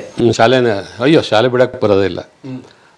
ಹೈಸ್ಕೂಲ್ವರೆಗೂ SLCವರೆಗೂ ಅದೇ ಆಗ್ತಾಯಿತ್ತು. ಯಾಕೆಂದರೆ ಊರು ಮನೆ ಮತ್ತು ಈ ನಾಟಕ ಎಲ್ಲದೂ ಒಟ್ಟಾಗಿತ್ತು. ಅದೇ ಹೈಸ್ಕೂಲಲ್ಲೇ ರಿಹರ್ಸಲ್ ಆಗ್ತಾಯಿತ್ತು. ನಾನು ಹೆಚ್ಚಾಗಿದ್ದು ನಮ್ಮ ಅಡ್ಡೇರಿ ಅಂತ ನಮ್ಮ ಮನೆ ಏನಿದೆ ಅಲ್ಲಿ ಇರ್ತಿರಲಿಲ್ಲ. ನಮ್ಮ ದೊಡ್ಡಮ್ಮನ ಮನೆಯಲ್ಲೇ ಹೆಚ್ಚು ನಾನು ಉಳಿತಾ ಇದ್ದೆ, ಇದು ಮಾಡ್ತಾ ಇದ್ದಿದ್ದೆ. ಹಾರೆಕೊಪ್ಪದಲ್ಲಿ ರಾತ್ರಿ ರಿಹರ್ಸಲ್ಗೆ ಹೋಗೋದು, ಮಧ್ಯರಾತ್ರಿ 1 ಗಂಟೆ 2 ಗಂಟೆಗೆ ಬರೋದು, ಅವ್ರ ಕೈಲಿ ಬಾಗಿಲು ತೆಗೆಸೋದು, ಅಲ್ಲಿರೋದು. ನನಗದೇ ಅಭ್ಯಾಸ ಆಗ್ಬಿಟ್ಟಿತ್ತು. ಮನೆಗೆ ಹೋಗೋದು ಭಾಳ ಕಡಿಮೆ ಹಾಗಾಗಿತ್ತು. ಆಮೇಲೆ ಪ್ರತಿ ದಿವಸ ಹಾರೆಗೊಪ್ಪಕ್ಕೆ ನಾನು ಬರದೇ ಇದ್ದರೆ ನನಗೆ ಸಮಾಧಾನವೇ ಇರ್ತಿರಲಿಲ್ಲ. ಒಂದು ಸಾರಿ ಸಂಜೆ ಹೊತ್ತಿಗಾದರೂ ಬರಬೇಕಾಯ್ತು. ನಾವು ಸ್ವಂತ ಸಾಗುವಳಿ ಮಾಡ್ತಾಯಿದ್ದಕ್ಕಾಗಿ ಗದ್ದೆ ಕೆಲಸ ಎಲ್ಲೋ ಹೂಟಿ, ಬೀಜ ಬಿತ್ತೋದು, ಎಲ್ಲ ಕೃಷಿಯ ಎಷ್ಟು ಕೆಲಸಗಳಿದೆಯೋ ಅಷ್ಟನ್ನು ನಾನು ಸ್ವಂತ ಮಾಡಬೇಕಾಗಿತ್ತು. 2 ಜೊತೆಗಳು ನಮ್ಮ ಮನೆಯಾಗ ಇರ್ತಿತ್ತು. ಅವುಗಳೇ 8 ಎಕರೆ ಸಾಗುವಳಿ ನಾವೇ ಮಾಡ್ತಿದ್ವಿ. ಬೆಳಗಿಂದ ಸಂಜೆವರೆಗೆ ಇದ್ರ ಕೆಲಸ ಮಾಡೋದು. ಸಂಜೆ ಮತ್ತು ಮಧ್ಯಾಹ್ನ ಮೇಲೆ ಹಂಗೆ ಇದು ಸ್ನಾನ ಮಾಡಿ ಬಟ್ಟೆ ಹಾಕಿ ಹೊಂಟ್ಬಿಟ್ರೆ ಹಿಂಗೆ ಒಂದು ಸಾರಿ ಒಂದು ರೌಂಡ್ ಹಾಕಿ ಬರೋದು. ಸಂಘ ಕಟ್ಟೋದು ಅಂತಲೂ ಭಾಳ ಇಷ್ಟ ಇದೆ. ಹಳೆಯ ವಿದ್ಯಾರ್ಥಿಗಳ ಸಂಘ ಅಂತ ಅವಾಗ ಸಂಘ ಮಾಡ್ಕೊಂಡು ಅದ್ರ ಮೂಲಕ ಚಟುವಟಿಕೆ ಮಾಡೋದು. ಈ ಥರದಲ್ಲಿ ಏನು ಬೆಳೀತಾ ಇತ್ತು. ಸಾಗರದಲ್ಲಿ ಒಮ್ಮೆ ಸಂಗ್ಯಾ ಬೆಳೆ ಇತ್ತು, ನಡೀತಾ ಇತ್ತು. ಅವತ್ತು ಗದ್ದೆ ಕೊಯ್ಲಿತ್ತು. ಸಂಜೆವರೆಗೆ ಗದ್ದೆಗೆ ಕೊಯ್ಲು ಮುಗಿಸಿ ಸ್ನಾನ ಮಾಡಿ ಸೈಕಲ್ ತಗೊಂಡು ಸಾಗರಕ್ಕೆ ಹೋಗಿ 10 ಕಿಲೋಮೀಟ್ರ್ ಮೇಲೆ ಆಗ್ತದೆ ಸಾಗರ ನಮ್ಮೂರಿಗೆ. ಅವತ್ತು ಸಂಗ್ಯಾ ಬೆಳೆ ನಡೀತಾ ಇದೆ. ನೀವು ನಟ? ಹಾಂ, ನಟ ಬಾಳ್ಯಾನ ಮಾಡಿದ್ದೆ ಅವತ್ತು. ಮಧ್ಯ ಪ್ರವೇಶ ಇತ್ತು, ಹೋಗಿ ಬಂದೆ. ಒಳಗೆ ಬಂದು ಸ್ವಲ್ಪ ಅಲ್ಲಿ ಟೇಬಲ್ ಇತ್ತು, ಒಂದು ಕುರ್ಚಿ ಇತ್ತು, ಕೊಟ್ಟು ಹಿಂಗೆ ತಲೆ ಕೊಟ್ಟು ಮಲಗಿದ್ದೆ, ಕೂತ್ಕೊಂಡೆ. ಅದು ಆಯಾಸದಿಂದಾಗಿ ನಿದ್ದೆ ಬಂದ್ಬಿಡ್ತು. ಅಲ್ಲಿ ನನ್ನ ಎಂಟ್ರಿ ಬಂದಿದ್ದೆ, ಹುಡುಕ್ತಾರೆ, ಎಲ್ಲೋದ ಅಂತ. ಏನು ಮಾಡಿದ್ರು ಇಲ್ಲ. ಯಾರೋ ಓಡಿ ಬಂದು ನನ್ನ ಎಬ್ಬಿಸಿದ್ರು. ನಿನ್ನ ಎಂಟ್ರಿ ಬಂದಿದ್ದೆ, ಇಲ್ಲಿ ಬಂದ್ಕೊಂಬಿಟ್ಟಿದ್ದೀನಿ ಅಂತ. ಎದ್ದು ಓಡಿ ಹೋಗಿ ಪ್ರವೇಶ ಇದನ್ನು ತಗೊಂಡೆ, ಎಂಟ್ರಿ ತಗೊಂಡ್ರೆ ಇದು ಮಾಡಿದೆ. ಅಂದರೆ ಆಗ ಬರೀ ರಂಗಭೂಮಿ ಅಂತಲ್ಲ, ಮನೆಯ ಕೆಲಸಗಳನ್ನೆಲ್ಲವನ್ನೂ ಎಲ್ಲರೂ ಅದೇ ನಾನು ಒಬ್ಬನೇ ಅಂತಲ್ಲ, ಅವ್ರವ್ರ ಮನೆ ಕೆಲಸ ಮಾಡ್ಕೊಂಡು ಆಮೇಲೆ ಬಿಡುವಿನ ಸಮಯವನ್ನು ಅಥವಾ ಬಿಡುವು ಮಾಡ್ಕೊಂಡು ಬಂದು ನಾಟಕ ಮಾಡುವಂಥ ಒಂದು ಪದ್ಧತಿ ಇತ್ತು ಅಂತ. ಸಾಗರದ ಅದು ಹೈಸ್ಕೂಲ್ ಮುಗಿದ ಮೇಲೆ ನನಗೆ ಏನೋ 35 ಮಾರ್ಕ್ಸಲ್ಲಿ ನಾನು ಪಾಸಾದೆ. ಆಗ 5ನೇ ಕ್ಲಾಸ್ ಇದು ಆದಮೇಲೆ 3, 5, 3, 8, 2, 10 ಅಂತ 8, 1, 9. ಇದರಲ್ಲಿ ಏನಾಯಿತು ಅಂತಂದರೆ 8ನೇ ಕ್ಲಾಸಲ್ಲಿ ನಾವಿದ್ವಿ. 7ನೇ ಕ್ಲಾಸಲ್ಲಿ 7ನೇ ಕ್ಲಾಸು 8ನೇ ಕ್ಲಾಸು ಮರ್ಜಿ ಆಗಿಬಿಡ್ತು. ನೆಕ್ಸ್ಟ್ ಇಯರಿಂದ 7ನೇ ಕ್ಲಾಸ್ ಇದ್ದವರು ಮತ್ತು ನಾವು ಎರಡು ಒಂದೇ ಕ್ಲಾಸ್ನಲ್ಲಿ ಇರೋದು. 1 ವರ್ಷ ನಮಗೆ ಜಾಸ್ತಿ ಓದಿದ್ದೇವೆ ಅಂತ ಹಾಗಾಯಿತು. ಆ ವರ್ಷದಲ್ಲಿ ಅದು ಮುಗಿದ ಮೇಲೆ ನಮ್ಮೂರಲ್ಲಿ ಹೈಸ್ಕೂಲ್ ಇರಲಿಲ್ಲ. ನನಗೆ ಮಲ್ಲಾಡಿ ಹಳ್ಳಿಗೆ ಹೋಗಿ ಸೇರಿಸ್ಬೇಕು ಅಂತ ಆಯಿತು. ಯಾಕೆಂತಂದರೆ ಅಲ್ಲಿ ವಸತಿ ಎಲ್ಲ, ಊಟ ಎಲ್ಲ ಫ್ರೀ, ಏನು ಫೀಸ್ ಕಟ್ಟೋದು ಬೇಡ, ಹೋಗ್ಬರೋ ಖರ್ಚು ಒಂದೇ ಸರಿ. ಅದರಿಂದಾಗ ಅಲ್ಲಿ ನಾನು ನಮ್ಮ ಮನೆಯಲ್ಲಿ ನನ್ನ ಅಣ್ಣನ ಮಗ ಇನ್ನೊಬ್ಬನಿದ್ದ, ದಿವಾಕರ ಅಂತ, ಇಬ್ಬರು ಅಲ್ಲಿಗೆ ಹೋಗಿ ಸೇರಿದ್ವಿ. 1 ವರ್ಷ ನಾವು ಅದನ್ನ ಮುಗಿಸೋದ್ರೊಳಗೆ ನಮ್ಮ ಊರಿಗೆ ಹೈಸ್ಕೂಲ್ ಬಂತು 63ರಲ್ಲಿ. ಕೊನೆಗೆ 2ನೇ ವರ್ಷದಿಂದ ನಾನು ಮತ್ತೆ ಈ ಕೆಳದಿ ಹೈಸ್ಕೂಲಲ್ಲೇ ಓದಿದ್ದು. 2ನೇ ವರ್ಷ 3ನೇ ವರ್ಷ ಸಾಮಾನ್ಯ ಇದರಲ್ಲಿ ನಾವು ತೇರ್ಗಡೆ ಆಯಿತು ಅಂತ ಆಯ್ತು. ನಮ್ಮದು SLC ಒಂದು ಮುಗಿಸಿದೆ ಅಂತ. ನನಗೆ ಆವಾಗಲೂ ಓದೋದ್ರ ಬಗ್ಗೆ ಅಷ್ಟು ಆಸಕ್ತಿ ಇರಲಿಲ್ಲ. ಸಂಘ ಕಟ್ಟೋದು ಮತ್ತು ನಾಟಕ ಮಾಡೋದು ಇದ್ರ ಬಗ್ಗೆನೇ ಹೆಚ್ಚಿದ್ದು. ಎಲ್ಲರೂ ಕಾಲೇಜಿಗೆ ಹೋಗ್ತಾರೆ, ಮತ್ತು ನಾನೇ ಯಾಕೆ ಕಾಲೇಜಿಗೆ ಹೋಗಬಾರ್ದು? ಕಾಲೇಜಿಗೆ ಹೋಗೋದು ಅಂತಂದ್ರೆ ಅದೊಂದು ಸ್ವಲ್ಪ ಗ್ರೇಡು ಜಾಸ್ತಿನೇ. ಅದಕ್ಕಾಗಿ ಕಾಲೇಜಿಗೆ ಸೇರಬೇಕು ಅಂತ ಮನೇಲಿ ಇಷ್ಟ ಇರಲಿಲ್ಲ. ಮನೇಲಿ ನಮ್ಮ ತಂದೆಗೆ ಏನು ಅಂತಂದರೆ, ಅವ್ರಿಗೆ ಮಕ್ಕಳು ವಿದ್ಯಾವಂತರಾಗಿ ಎಲ್ಲರೂ ಹೊರಗಡೆ ಹೋಗ್ಬಿಟ್ರೆ ಮನೆಯ ಜಮೀನು ಮಾಡೋರು ಯಾರೂ ಇರೋದಿಲ್ಲ ಅನ್ನೋ ಕಾರಣಕ್ಕಾಗಿ ಅವರಿಗೆ ವಿದ್ಯಾಭ್ಯಾಸದ ಬಗ್ಗೆ ಅಷ್ಟು ಅವರು ಇಲ್ಲ ಆಗಿನ ಜಮೀನ್ದಾರಿ ಇದೆ, ಹಾಗಿತ್ತು, ಮನಸ್ಸುಗಳೇ ಆಗಿತ್ತು. ಅದೇ ಮನೆಯಲ್ಲೇ ಇದ್ದರೆ ಅಷ್ಟು ಜಮೀನು ಮಾಡ್ಕೊಂಡು ಇನ್ನೂ ಒಂದು 10-20 ಜನ ಕಾಳುಗಳನ್ನು ಕೈಯಲ್ಲಿ ಇಟ್ಕೊಂಡು ಕೆಲಸ ಮಾಡ್ಕೊಂಡು ದುಡಿಬೋದಲ್ಲ ಇವರು. ಅಲ್ಲಿ ಹೋಗಿ ಎಲ್ಲಿಯೋ ನೌಕರಿ ಅಂತ ಒಂದು ರೂಮ್ ಮಾಡ್ಕೊಂಡು ಒಂದು ಲೋಟ ಪೂರ ಕಾಫಿ ಕುಡಿಯೋಕ್ಕೂ ಆಗೋದಿಲ್ಲ ಇವರಿಗೆ. ಬೈಟು ಕಾಫಿ ಕುಡ್ಕೊಂಡು ಜೀವನ ಮಾಡ್ತಾರೆ. ಅದಕ್ಕಿಂತ ಮನೆಯಲ್ಲಿ ಆರಾಮಾಗಿ ಇದ್ಕೊಂಡು ಇವರು ಇಷ್ಟಿಷ್ಟು ದೊಡ್ಡ ಲೋಟದಲ್ಲಿ ನಾವು ಕಾಫಿ ಕುಡಿಯೋದು. ಆವಾಗ ಇಲ್ಲ ಬೈಟು ಇವತ್ತಿಗೂ ನನಗೆ ಅದೇ ಮಾತು ನೆನಪು ಬರ್ತದೆ. ಎಲ್ಲರೂ ಹೋಟ್ಲಿಗೆ ಯಾರೋ ಬೈಟು ಹೇಳಿದ್ರೆ ನಾನಂತೂ ಕುಡಿಯೋದಿಲ್ಲ ಅಂತಂದೆ. ನನಗೆ ಫುಲ್ ಕಾಫಿನೇ ಬೇಕು. ಯಾಕೆಂತಂದರೆ ಅಪ್ಪನ ಕೈ ಬಯಸುತ್ತಿದ್ದ ಅವಾಗ. ಇವರೆಲ್ಲ ಮುಂದೆ ಹೋಗಿ ಬೈಟು ಕಾಫಿ ಕುಡಿತಾರೆ, ಫುಲ್ ಕಾಫಿ ಕುಡಿಯೋ ಶಕ್ತಿನೇ ಇರೋದಿಲ್ಲ ಇವರಿಗೆ ಅಂತ. ಸೊ ವಿದ್ಯಾವಂತರ ಬಗ್ಗೆ ಆ ಧೋರಣೆ ಇತ್ತು ಆಗ? ಇತ್ತು, ಅವಾಗಿತ್ತು. ಅವರು ಯಾರೇ ಮನೆ ಬಂದ್ಕೊಳ್ಳೆ ಏನು ಕೆಲಸ ಮಾಡ್ತಿದ್ದೀನೋ ಅಂತ ಕೇಳೋದು. ಎಷ್ಟು ಸಂಬಳ? ಹಾಂ ಇಷ್ಟೇ, ಒಂದು ರೂಮ್ ಮಾಡ್ಕೊಂಡು ನೀವು ಕೆಲಸ ಮಾಡ್ಕೊಂಡು ಬೈಟು ಕಾಫಿ ಕುಡ್ಕೊಂಡು ಇರ್ತೀರಿ ಅಂತ ಅವ್ರು ತಮಾಷೆ ಮಾಡ್ತಿದ್ರು. ಅವ್ರಿಗೆ ನೌಕರಸ್ಥರ ಬಗ್ಗೆ ಅಷ್ಟು ಇದಿರಲಿಲ್ಲ. ಜಮೀನ್ದಾರಿಗೆ ನನ್ನ ಹಾಗೆ ಜಮೀನ್ದಾರರಾಗಬೇಕಿರಲ್ಲರು ಅಂತ ಅವ್ರಿಗೆ ಒಂದಿದ್ದು. ಅದು ಆ ಮನಸ್ಸುಗಳೇ ಆಗಿತ್ತು. ಅದು ನನಗೆ ಇನ್ನೊಂದು ನೆನಪಿದೆ. ಅದು ಎಷ್ಟು ಮಟ್ಟಿಗೆ ಇದಾಗ್ತದೆ ಗೊತ್ತಿಲ್ಲ. ಕಾಗೋಡು ತಿಮ್ಮಪ್ಪನವರು ಎಲೆಕ್ಷನ್ ನಿಂತಿದ್ರು, ಸೋಷಲಿಸ್ಟ್ ಪಾರ್ಟಿ ಪಕ್ಷ. ಹಾಂ, ಅದು ಸಂಯುಕ್ತ ಸೋಷಲಿಸ್ಟ್ ಪಾರ್ಟಿ, ಪ್ರಜಾ ಸೋಷಲಿಸ್ಟ್ ಪಾರ್ಟಿ, ಏನೋ ಪಾರ್ಟಿಗಳೆಲ್ಲ ಆಯಿತು. ಮೊದಲು ಸೋಷಲಿಸ್ಟ್ ಪಾರ್ಟಿ ಅಂತಲೇ ಇತ್ತು. ಕಾಗೋಡು ತಿಮ್ಮಪ್ಪನವ್ರು ಎಲೆಕ್ಷನ್ ನಿಂತಿದ್ದರು. ಆಗ ಹೇಗಿತ್ತು ಅಂತಂದರೆ, ಈ ರೈತರಿಗೂ ಮತ್ತು ಈಗ ಗೇಣಿದಾರರಿಗೂ ಮತ್ತು ಭೂ ಮಾಲೀಕರಿಗೂ ಒಂದು ರೀತಿ ಸಂಘರ್ಷ ನಡೀತಾ ಇತ್ತು. ಅದು ಇದು ಕಾಗೋಡು ಸತ್ಯಾಗ್ರಹದ ಒಂದು ಪ್ರಭಾವವೂ ಅವಾಗಿತ್ತು. ಯಾವಾಗ 70s? ಹಾಂ, 70 ಒಳಗೆ, ಅದು ಅರೌಂಡ್ 70. ತಿಮ್ಮಪ್ಪನವರು ನಮ್ಮ ಮನೆಗೆ ಓಟ್ ಕೇಳಕ್ಕೆ ಬಂದಿದ್ರು. ಆಗೆಲ್ಲ ಹೆಂಗಿತ್ತು ಅಂತಂದರೆ, ಕಾಗೋಡು ತಿಮ್ಮಪ್ಪ ಬ್ರಾಹ್ಮಣರ ಹೆಂಗಸನ್ನೆಲ್ಲ ಕಳೆ ತೆಗೆಯಕ್ಕೆ ಹತ್ತೇನೆ ಗದ್ದೆಯಲ್ಲಿ ಅಂತ ಹೇಳ್ಕೊಂಡು ತಿರುಗಾಡ್ತಿದ್ದ. ಬರಲಿ ಓಟ್ ಕೇಳ್ತೇನೆ ಅವನ್ನ ಅಂತ ನಮ್ಮ ತಂದೆ ಹೇಳ್ತಿದ್ರು. ನನಗೆ ಅವಾಗದು ಅರ್ಥ ಆಗ್ತಿರ್ಲಿಲ್ಲ ಅದು ಎಂಥದ್ದು ಅಂತ. ಅವ್ರು ಕಾಗೋಡು ತಿಮ್ಮಪ್ಪ ಬಂದಿದ್ದರು, ಬಂದು ಓಟ್ ಹೇಳಿದ್ರು. ತಿಮ್ಮಪ್ಪ ನೀನು ಎಲೆಕ್ಷನ್ ನಿಂತು ಬಿಟ್ಟಿದ್ದೀವಿ, ಈಗ ಅದನ್ನು ಬ್ರಾಹ್ಮಣರ ಹೆಂಗಸರನ್ನೆಲ್ಲ ಕಳೆ ತೆಗೆಯಕ್ಕೆ ಹಚ್ಚೇನೆ ಅಂತ ಹೇಳ್ತಿದ್ದಿರ್ತಲ್ಲ, ಹತ್ತೀಯಾ ಅಂತ ತಿಮ್ಮಪ್ಪನವ್ರ ಹತ್ರ ಹಿಂಗೆ ಮಾತಾಡಿದರು. ನನಗೆ ಇವತ್ತಿಗೂ ಈಗ ಎಷ್ಟು ಶಾಕ್ ಆಗ್ತದೆ ಅಂತಂದರೆ, ಒಬ್ಬ ಜಮೀನ್ದಾರ ಮನಸ್ಸುಗಳು ಹೆಂಗಿರ್ತದೆ, ಎಷ್ಟು ಕಠೋರ ಅಂತಂದರೆ ಬೇರೆಯವ್ರನ್ನ ಒಂದು ರೀತಿಯಲ್ಲಿ ಮನುಷ್ಯರು ಅಂತ ನೋಡೋ ಅಂಥ ಇದೇ ಇರೋದಿಲ್ಲ, ಗುಣವೇ ಇರೋದಿಲ್ಲ ಜಮೀನ್ದಾರಿಕೆಗೆ ಅಂತ. ಮತ್ತು ಔದಾರ್ಯ ಬೇರೆ, ಜಮೀನ್ದಾರಿಕೆಯ ಇದೂ ಇದೆ, ಔದಾರ್ಯಗಳು ಇದೆ. ಆದರೆ ಈ ಥರದ ಬೇರೆಯವರನ್ನು ಮನುಷ್ಯರಂತ ಗುರುತಿಸಲಾರದಂಥ ಒಂದು ಇದಿದೆಯಲ್ಲ, ಅದು ತುಂಬ ಕಷ್ಟದ್ದು. ನನಗೆ ಇವತ್ತಿಗೂ ಅದೊಂದು ಆಶ್ಚರ್ಯ ಅಂತ ಅನ್ನಿಸ್ತದೆ, ಮತ್ತು ಹಬ್ಬ ಅಂತ ಅನ್ನಿಸ್ತದೆ. ಹೀಗೆ ಹೇಳಿದ್ದು ಕಾಗೋಡು ತಿಮ್ಮಪ್ಪನವ್ರಿಗೆ ನೆನಪಿದೆಯಲ್ಲ ಗೊತ್ತಿಲ್ಲ, ನನಗೆ ಭಾಳ ಇಷ್ಟ ಆ ವಿಷಯ. ನಾನು ಇವತ್ತಿಗೂ ಅವ್ರ ಜೊತೆಗೆ ಮಾತಾಡ್ತಾನೆ ಹೀಗೆ ಅಂತ ಹೇಳಕ್ಕೆ ಹೋಗಲಿಲ್ಲ ಒಂದು ದಿವಸ, ಅವ್ರಿಗೆ ನೆನಪಿಲ್ಲದೆ ಇರ್ಬೋದು. ಆದ್ರೆ ನನಗೆ ಇವತ್ತಿಗೂ ನೆನಪಿದೆ ಅದು. ಹಾಂ, ಯಾಕೆ ಅಂತಂದರೆ ಹೇಳಿದವ್ರಿಗೆ ಭಾಳ ದಿವಸ ನೆನಪಿರೋದಿಲ್ಲ, ಹೇಳಿಸ್ಕೊಂಡವರಿಗೆ ಭಾಳ ದಿವಸ ನೆನಪಿರ್ತದೆ ಅದು. ಆದರೆ ಆ ಸಂದರ್ಭದಲ್ಲಿ ನಾನು ಕೇಳಿಸ್ಕೊಂಡನಲ್ಲ, ನನಗೆ ಇವತ್ತು ಅದು ಅವತ್ತು ನನಗೆ ಅರ್ಥ ಆಗಿರಲಿಲ್ಲ. ಇವತ್ತು ಅಪ್ಪ ಹಿಂಗೆ ಹೇಳಿದ್ನಲ್ಲ ಅಪ್ಪ ನನ್ನ ಅಪ್ಪ ಹೀಗೆ ಅಂತ ನಮಗೆ ಈ ಹೊರ ಜಗತ್ತಿಗೆ ಬಂದಾಗಲೇ ಅದೆಲ್ಲ ಏನು ಅಂತ ಅರ್ಥ ಆಗ್ತದೆ. ಅದೇ ವಠಾರದಲ್ಲೇ ಇದ್ದು ಅದೇ ಜೀವನ ನಡೆಸ್ತಾ ಇದ್ದಾಗ ಅದರ ಮೌಲ್ಯ ಗೊತ್ತಾಗೋದಿಲ್ಲ, ಅದು ದೋಷಗಳು ಗೊತ್ತಾಗೋದಿಲ್ಲ. ಜಮೀನ್ದಾರಿಕೆ ದೋಷ ಏನು ಅದು ಗೊತ್ತಾಗೋದಿಲ್ಲ. ಅದು ಒಂದು ಭಾಳ ನೆನಪಲ್ಲಿ ಇರೋ ಅಂಥದ್ದು. ಅವೆಲ್ಲ ಏನು ಅಂತಂದರೆ ನಮ್ಮ ಸಂವೇದನೆಯನ್ನು ಕಟ್ಟಿಕೊಡುವಂಥ ಘಟನೆಗಳು ಭಾಳ ಮುಖ್ಯವಾದ್ದು, ನಮ್ಮನ್ನು ರೂಪಿಸುವಂತಹ ಘಟ್ಟಗಳು. ಹೌದು, ಖಂಡಿತವಾಗಿಯೂ ನಮ್ಮ ಆಲೋಚನಾ ಕ್ರಮವನ್ನೇ ಬದಲಿಸುವಂಥ ಒಂದು ಘಟ್ಟಗಳು. ಮಾಸ್ಕೋದಲ್ಲಿ 2 ಯೂನಿವರ್ಸಿಟಿಗಳಿವೆ, ಒಂದು ಹಳೇದು, ಇನ್ನೊಂದು ವಸ್ತು. ನನ್ನ ಮಾತು ನಿಮಗೆ ಕಿರಿಕಿರಿ ಅನಿಸಿದ್ರೆ, ಕೇಳೋಕ್ಕೆ ಇಷ್ಟ ಇಲ್ಲ ಅಂದರೆ ನಾನು ಮಾತಾಡೋದನ್ನೇ ನಿಲ್ಲಿಸಬಲ್ಲೆ. ಅದು ಕಾಲೇಜಿಗೆ ಸೇರಿದೆ. ಅದು ನಾನೇ ಮತ್ತೆ ದೊಡ್ಡಮ್ಮನ ಮನೆಯಿಂದಲೇ ಕಾಲೇಜಿಗೂ ತಿರುಗಾಡ್ತಿದ್ದೆ, ಸೈಕಲ್ ಹೊಡ್ಕೊಂಡು ತಿರುಗಾಡ್ತಿದ್ದೆ. ಮಳೆ ಬೆಳೆ ಏನಿದ್ರು ಸೈಕಲ್ಲೇ ಇದು. ಹಾಂ, ಎಲ್ಲಿ ಕಾಲೇಜು ಅದು ಇಲ್ಲಿ ಸಿಟಿಲೇ ಇತ್ತು. ಸಿಟಿಲಿ ಅಂತಂದರೆ ವಿನೋಬಾ ಸ್ಕೂಲ್ ಇತ್ತು. ವಿನೋಬಾ ಸ್ಕೂಲ್ ಅಂತ ಫಾರೆಸ್ಟ್ ಆಫೀಸಿನ ಪಕ್ಕದಲ್ಲಿ ಬರ್ತದೆ. ಅಲ್ಲಿ ಒಂದು ಶೆಡ್ ಹಾಕಿ ಇದು ಮಾಡಿದ್ರು. ಆ ಕಾಲೇಜಿನ ವೈಶಿಷ್ಟ್ಯ ಏನು ಅಂತಂದರೆ, ಆಗ ನಾನು ಓದ್ತಾ ಇದ್ದ ಸಂದರ್ಭದಲ್ಲಿ ಗೋಪಾಲಕೃಷ್ಣ ಅಡಿಗರಿದ್ದರು, ಜಿ ಕೆ ಗೋವಿಂದರಾವು, ಆಮೇಲೆ ಕಂಬಾರರು, ಹಾಗೆ ಘಟಾನುಘಟಿಗಳೆಲ್ಲ ಇದ್ದಂಥ ಕಾಲೇಜ್ ಆಗಿತ್ತು ಆ ಸಂದರ್ಭದಲ್ಲಿ. ಆ ಕಾಲೇಜ್ ತುಂಬ ಪ್ರಸಿದ್ಧಿಯಾಗಿತ್ತು, ಒಳ್ಳೆ ಅಭಿರುಚಿ ಇರ್ತಕ್ಕಂಥ ಕಾಲೇಜ್ ಆಗಿತ್ತು. ಒಂದು ಲಿಟರರಿ ಕ್ಲಬ್ ಇತ್ತು. ಅಲ್ಲಿ ನಾವು ಪ್ರತಿ ತಿಂಗಳಲ್ಲೋ ಪ್ರತಿ ವಾರದಲ್ಲೋ ಒಂದಷ್ಟು ಸಾಹಿತ್ಯ ಕವಿತೆ ಸಂಬಂಧಪಟ್ಟಂಥ ಒಂದು ಇದು ನಡೀತಾ ಇತ್ತು. ಆ ವರ್ಷ ಪರೀಕ್ಷೆಯಲ್ಲಿ ನಾನು ಪಾಸ್ ಆಗಲಿಲ್ಲ, ಫೇಲ್ ಆಗಿಬಿಟ್ಟೆ. ಮೊದಲ ವರ್ಷದ PU? ಹಾಂ, 1 ವರ್ಷ PU ಫೇಲ್ ಆಗಿಬಿಟ್ಟೆ. ಯಾವುದು, ಕಾಮರ್ಸಾ ಸೈನ್ಸಾ ಏನದು? ಸೈನ್ಸ್ ಅಲ್ಲ, ಸೈನ್ಸಿಗೆ ನನಗೆ ಆರ್ಟ್ಸ್ ಅಂತ ತಗೊಂಡಿದ್ದು, ಅದು ಇದಾಗ್ಬಿಡ್ತು, ಫೇಲ್ ಆಗಿಬಿಟ್ಟೆ. ನಂತರದಲ್ಲಿ ಮತ್ತೆ ಮಾರನೇ ವರ್ಷಕ್ಕೆ ಅದಕ್ಕೆ ಪರೀಕ್ಷೆ ಕಟ್ಟಿದೆ. ಗೋವಿಂದರಾವ್ ಇದಕ್ಕೆ ಹತ್ರ ಹೋಗಿ ಟ್ಯೂಷನ್ ತಗೊಂಡೆ, ಪಾಸ್ ಆಗಲಿಲ್ಲ. ನಂಗೆ ಗೊತ್ತಿತ್ತು ಪಾಸ್ ಆಗೋದಿಲ್ಲ ಅಂತ. ನಾನು ರಿಸಲ್ಟ್ ನೋಡೋಕ್ಕೆ ಹೋಗಲಿಲ್ಲ, ಸಾಕಿನ್ನಿ ಅಂತ ನೋಡೋದು ಅಂತ.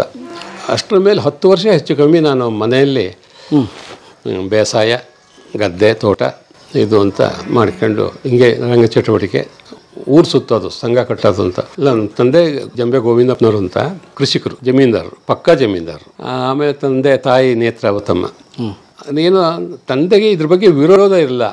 ಅಂದರೆ ಅದು ಒಟ್ಟು ಕುಟುಂಬ ಆಗಿದ್ದಕ್ಕಾಗಿ ಎಲ್ಲರೂ ಕೆಲಸ ಮಾಡೋ ಹೊತ್ತಿಗೆ ನನ್ನ ಮಗ ಎಲ್ಲೋ ನಾಟಕ ಮಾಡೋಕ್ಕೆ ಹೋಗ್ಬಿಡ್ತಾನೆ, ಇಲ್ಲ ತಿರುಗಕ್ಕೆ ಹೋಗ್ಬಿಡ್ತಾನೆ ಅಂತಂದರೆ ಯಾಕೆ ಇದು ಅಂತ ಹೇಳಿ ಅವ್ರಿಗೆ ಒಂದು ರೀತಿಯಲ್ಲಿ ಅಸಮಾಧಾನ ಇತ್ತು ನನ್ನ ಬಗ್ಗೆ. ನಾವು ಕೆಲಸ ಮುಗಿಸ್ಕೊಂಡು ಹೋದರೂ ಕೂಡ ಅದು ಒಟ್ಟು ಕುಟುಂಬದಲ್ಲಿ ಅದು ಕಷ್ಟ. ಹಾಗೆ ಒಂದು ರೀತಿಯ ಆ ಒಟ್ಟು ಕುಟುಂಬದಲ್ಲಿ ನಾವು ಬದುಕಿ ಬಾಳಿದ್ದಕ್ಕಾಗಿ ನನಗೆ ಇವತ್ತಿಗೂ ಕೂಡ ಜನರನ್ನು ಒಳಗೊಳ್ಳುವ ಒಂದು ಇದೆಯಲ್ಲ, ಅದು ಇಷ್ಟ ಆಗೋದು. ನನಗೆ ಅರಿವಿಲ್ಲೇ ಒಂದು ರೀತಿಯಲ್ಲಿ ನನ್ನಲ್ಲಿ ಬೆಳೆದಂಥ ಒಂದು ಗುಣ ಅದು. ತೋಟ, ಗದ್ದೆ ತೋಟ ಅಷ್ಟೇ. ಆವಾಗ ವಾಹನ ಇರಲಿಲ್ಲ. 10 ಕಿಲೋಮೀಟ್ರ್ ನಡ್ಕೊಂಡು ಹೋದರೆ ಸಾಗರ, ನಡ್ಕೊಂಡೇ ಹೋಗಬೇಕು, ನಡ್ಕೊಂಡೇ ಬರಬೇಕು ಹಾಗಿತ್ತು. ಸೈಕಲ್ ಹೊಡೆಯೋದು ಒಂದು ಸೈಕಲ್, ಮನೆಗೆ ಒಂದು ಸೈಕಲ್ ಇರೋದಿಲ್ಲ ಹಾಗಿತ್ತು. ಸೈಕಲ್ ಲಕ್ಸುರಿ ಇವಾಗ. ಹಾಂ, ಹೌದು. ಆ ನಂತರದಲ್ಲಿ PU ಬಿಡ್ಲಿಲ್ಲ, ನಾನು ಮತ್ತೆ ಹೋಗಲೇ ಇಲ್ಲ. ಅట్లాಗೆ ಹೋದ ಸಹ ಇಲ್ಲ ಬಿಡೋದು. ನಿಮ್ಮನ್ನು ಬಿಟ್ಟು. ಹಾಂ, ಅದು ಈ ಸಂದರ್ಭದಲ್ಲಿ ಅದು 10 ವರ್ಷ ಬೇಸಾಯ ಮತ್ತು ಇದು ನನ್ನ ದೊಡ್ಡಮ್ಮನ ಮನೆ ಇದೆ, ಅವರು ಭಾಳ ಧಾರ್ಮಿಕರು. ಅವರು ಪೂಜೆ ಪುನಸ್ಕಾರ ಮೈಲಿಗೆ ಇವೆಲ್ಲ ಭಾರಿ ದಟ್ಟವಾಗಿರ್ತಿತ್ತು. ಒಂದು ರೀತಿಯಲ್ಲಿ ಅವರು ಅಲ್ಲಿ ನಾನು ಬೆಳೆದಿದ್ದಕ್ಕಾಗಿ ಭಾಳ ವರ್ಷ ನನಗೆ ಇದು ನನಗೂ ಅದು ಸಂಸ್ಕಾರ ಆಗಿತ್ತು. ಈ ಮಧ್ಯದಲ್ಲಿ 1977 ಮಾರ್ಚಲ್ಲಿ ಸುಮಾರು ನಾನು ಮನೆ ಬಿಟ್ಟು ಒಂದು ರಾತ್ರಿ ಮನೆ ಬಿಟ್ಟು ಹೊರಟುಬಿಟ್ಟೆ.